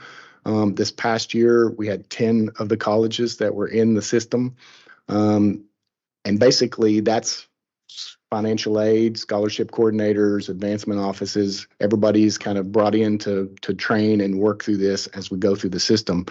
But it allows you to then match up the applicants automatically to the scholarships that they're eligible for, whereas there were many scholarships people had to go out and beat the bushes and try to find somebody. Now when they complete the application, it pulls in data and it has them some specific questions for criteria for specific scholarships, and we can match up this many scholarship applicants for this scholarship are here. And then they have review committees that score those, and then you're systematically scoring and creating a way to equitably give those scholarships out by a scoring system. So it's been a really big, we manage right now with those 10 colleges, there's over 1,600 different scholarship programs in there that are being managed, and that includes references that come in and also submit their reference information or letters. It includes the reviewers on all the different colleges committees that can go in and score the applications instead of going in a room for 4 days and fighting around. They can just go in, score them, and it changes a lot of that dynamic around and makes it quite a bit easier. We're already scheduled for at least 4 more of the colleges to come on, starting with training this January. So by the next year, they'll be in the cycle and ready to put in their scholarships and start getting matched up as well. We're still working with the other 2 to figure out when it's going to make sense for them to come on board. But that is going to be something that's going to be another big push for us this year, because that has really made so much of a difference in some of these colleges and scholarships. One of the colleges said they'd actually never been able to give away all of their scholarship money before. And this last year, they gave away every bit of it, which is kind of where we're wanting to get, right? So that's a big deal for us. So that's nice. Also wanted to talk a little bit more about Razor's Edge and what we're doing with the colleges on reports and dashboards. Each of the colleges, we kind of have created a systemic, here's a bunch of reports that we know everybody needs, so they can just go in and click on it, so they can see it as a dashboard that's live updated, or they can run it over a period of time and match up what they want. And then we customize reports for each of the colleges based upon what they wanted to see, what they're using their information for at the college level. So we can go in and kind of create things for them that they're going to be able to use on the fly at a moment's notice, and it's live data. And that makes a big difference. And sometimes when you're trying to run a report, if you're going to go talk to a donor about something specific, you can pull it and know exactly what you've got going on. So those are some of the things that we've really been focusing on this past year. And I wanted to say one other thing that we're working on that's going to be another efficient thing relative to working with the colleges. We have a lot of different forms and requests that go back and forth between the colleges and our offices to set up fund designation and codes for what they're doing their funding in. There's a lot of that, and it's kind of all over the map in terms of paperwork and how it gets to you, whether it's a systemic way of happening or not. And so we've been working with the team here to create our own form routing process for that. So everything that they do with our office is going to be able to be an online form that's going to get routed for signatures and who needs to do what to it, and it'll get put to the right place. Because sometimes people don't know and they send something to somebody, it's not the right person, and that person doesn't really know who to give it to either. This is going to eliminate a lot of the back and forth that we have with the colleges on some of these things. So we pretty much got that, at least the first 4 or 5 forms kind of ready to beta test out. So hopefully before we get too much into this next semester, we'll kind of be able to start implementing that and see how that works. But that's kind of some of the things that we've been focused on for this past year. Now, I want to talk a little bit about, and I probably really should not have put this as the foundation, because when you really think about it and what we're talking about, we really have to think about it as the organization, right? We have a great opportunity in front of us right now. We've had some instabilities over the last little bit and things that we've had to work through, right? We're getting ready to get to a place where if you tie it to the 25th anniversary, 25 years, here's all these great things we've done. Here's the next 25 years, and here's the way that we're going to get there, right? So we have a great opportunity now to turn kind of from a reactive fundraising organization into a proactive fundraising organization. And by reactive, I mean mostly we've just been kind of reacting to things that happen and kind of getting things that people come to us with, versus us setting a course and saying, here's what we want to deal with. Here's the initiatives that are important to us. Here's specific things that we want to do to move forward. And as you talk about budget issues, are there things that we can do to fundraise around some of those and shift some of the money around from some things that it's being spent on to being able to fundraise around that. So we're going to have a great opportunity to do that. And I've heard that from Dr. Quarles before about being ready to go in. And that's kind of one of the things it's going to take. So we get a choice now to decide how to move forward and be that proactive fundraising organization. So I did want to just kind of walk through a couple of parts of this with you all just to kind of give you a sense of some of the things that we really probably should be looking at doing. Develop a strategic fundraising plan. And this is going to require, because as you say, the foundation fundraises, but it's not a vacuum. The foundation cannot be a vacuum that is thought of as a separate entity that just does its thing after the fact. The foundation needs to be built into what we're doing in terms of our initiatives and looking at how we're going to strategically fundraise around those things. So one of the things that we've got to do is kind of assess and do some resource mapping and figure out based on the strategic plan, what initiatives fall under that, which are the ones we need to focus on, where do we have gaps, and then can we fundraise and fill around those gaps? And then we'll talk a little bit more about how we're going to be able to try to do that in terms of some of the other phases.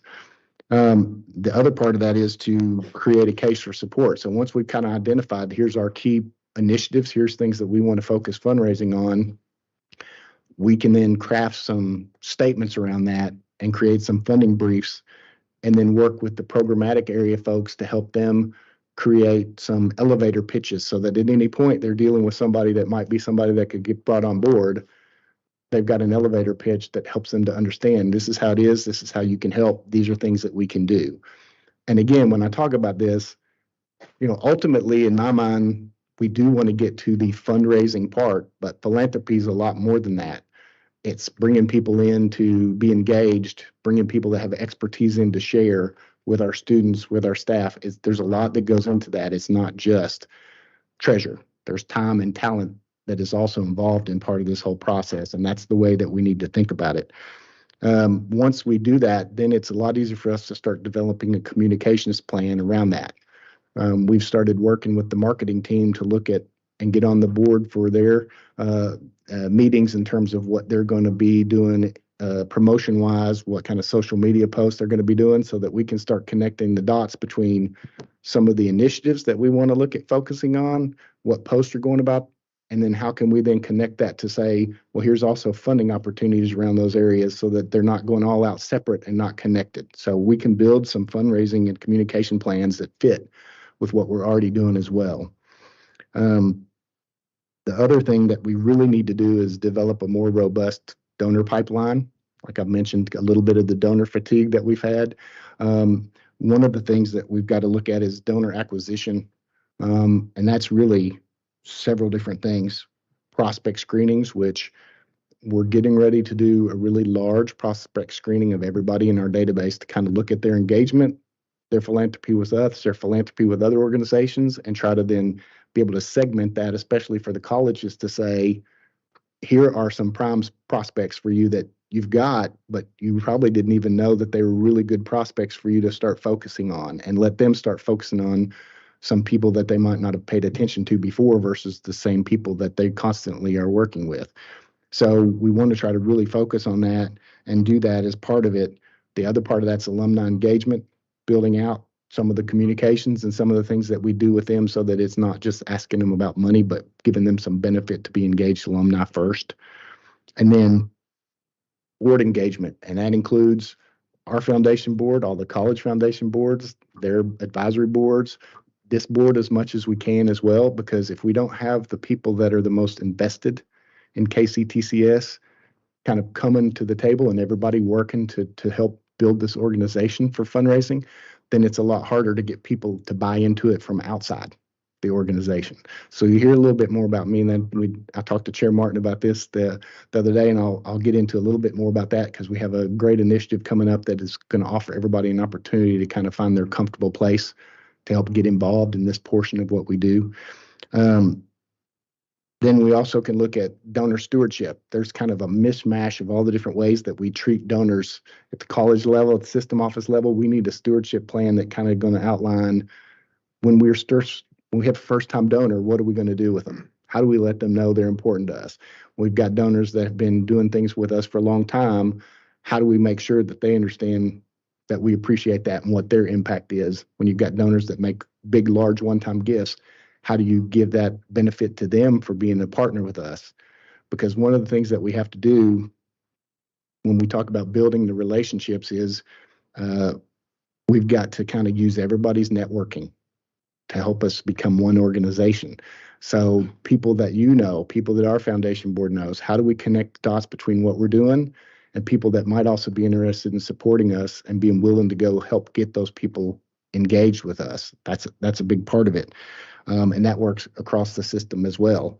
You know, we have a lot of relationships with a lot of different people from a lot of different areas across KCTCS. How do we figure out how to connect those dots and make sure that we're getting everybody kind of communicating some of the same messages to leverage those stakeholder strengths? That's one of the things that we got to do.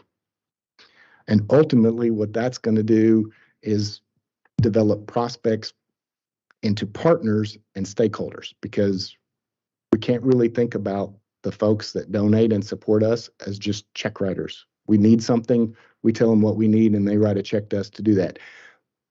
That's not the engagement that's going to matter and move the needle for people. I mean, that's kind of like writing a utility check. Yeah, I've got a gas bill. I should do that. Here you go. And you do that. The idea is to get people engaged and get them to be involved in what we're doing and help come up with the ideas and help us fund those ideas. And you're not going to do that unless they become stakeholders. So that's part of the way that we're going to be able to build some of that growth out.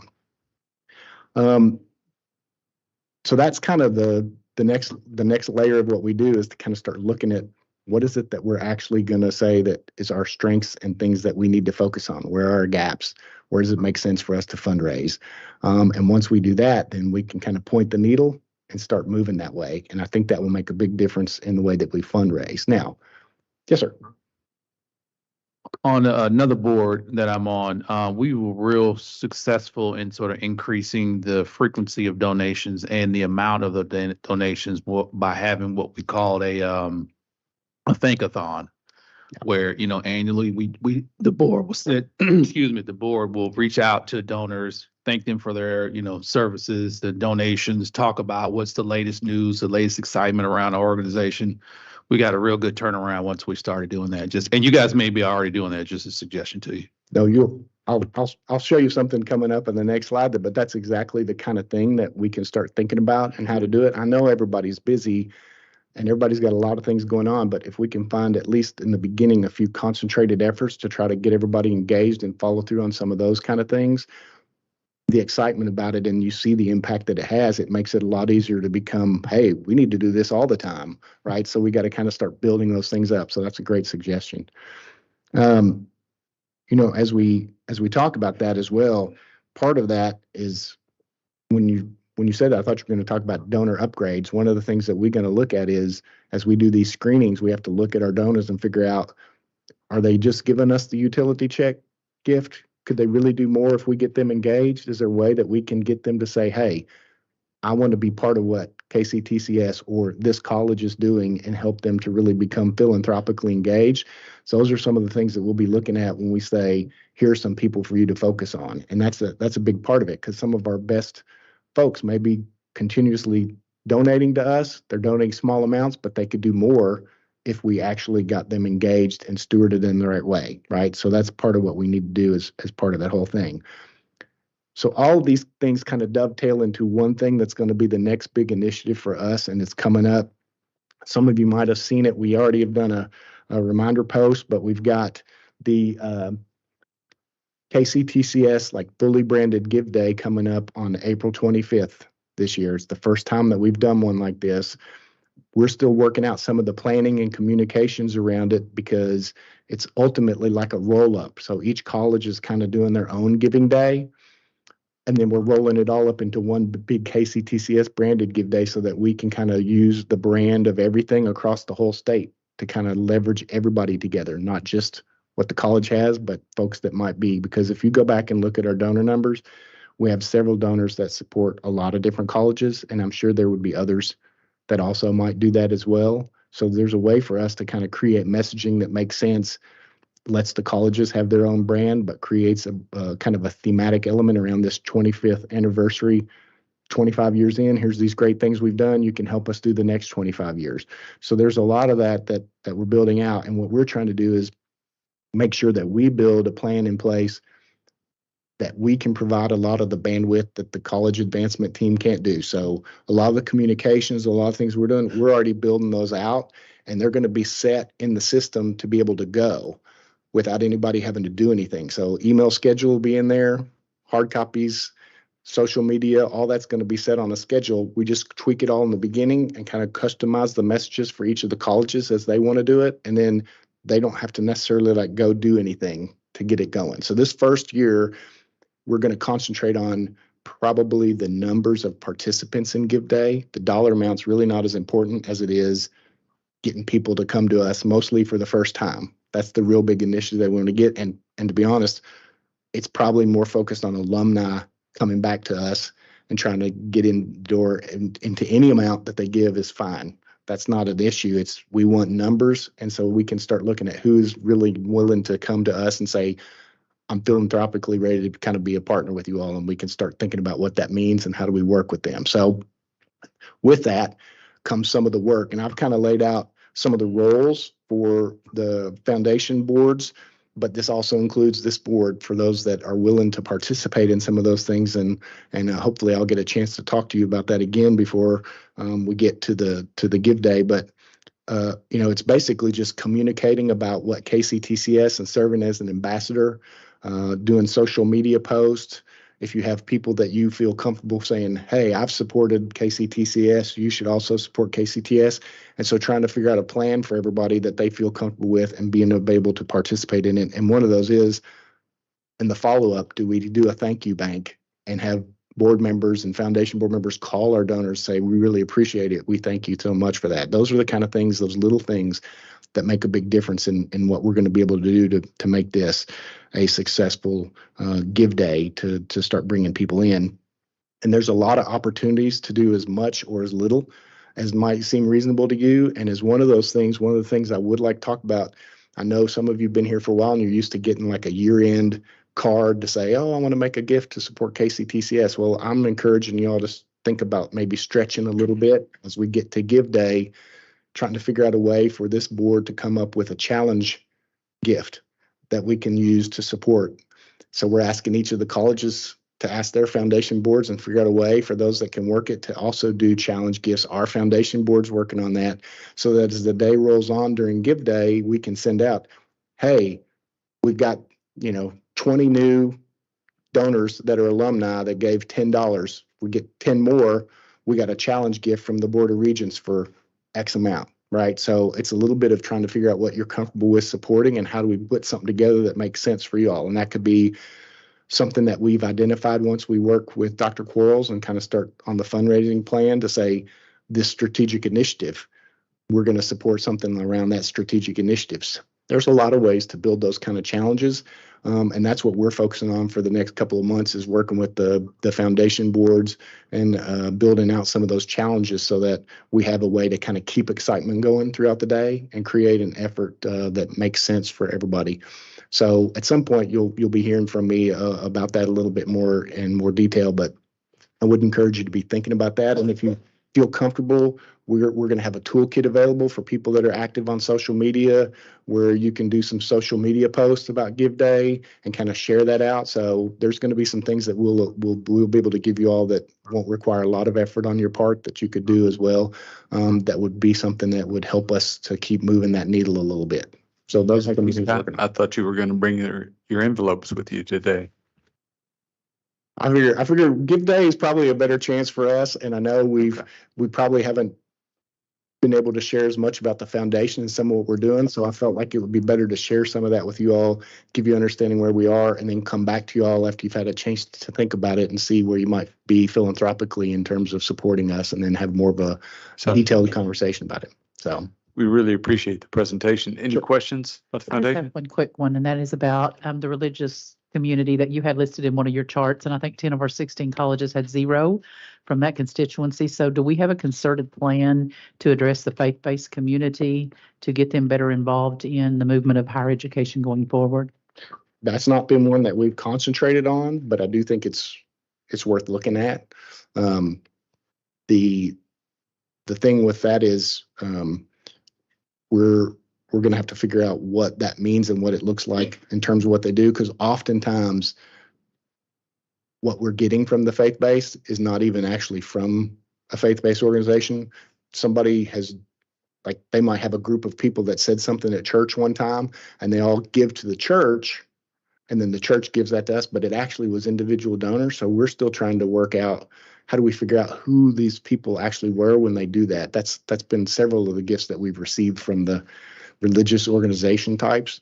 So once we can kind of figure out how we can maneuver around that a little bit, it's just a matter of how we have to track that to be able to know what it was and where it came from. But there's room there. Yeah, There's there room are national organizations that often, govern or oversee many of these different constituents. And I could see really that their focus would be on students, helping us to build space for students and support for students. So Food and I really emergency hope that we could funds, look at that. all kinds of Absolutely. different things like that that connect.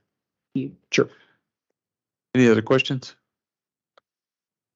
Scott, appreciate it. Look forward to seeing you the next time. Thanks. Next meeting. Speaking of that, the next meeting of KCTCS Board of Regents is scheduled for March 21st and 22nd at the system office here in Versailles. I want to let Regents know that this is subject to change due to the AGB conference, which is the week after that. Several of us will be attending it with Dr. Quarles. So I'll be working with him on the start date to determine how to best proceed with the March meeting, because we all know March is also a busy month for the legislative session as well. So we will have a meeting in March, though. We have to. We have some unfinished business. So any questions before we head out? I want to wish everybody a Merry Christmas and a Happy New Year's, and rest up over the break and be ready to get recharged back in January. So that concludes our meeting for the day. Do I have a motion to adjourn? So moved. Second. By consensus, we're adjourned. Okay, thank you all. Bye-bye. Bye, everybody. Hey, bye, Karen.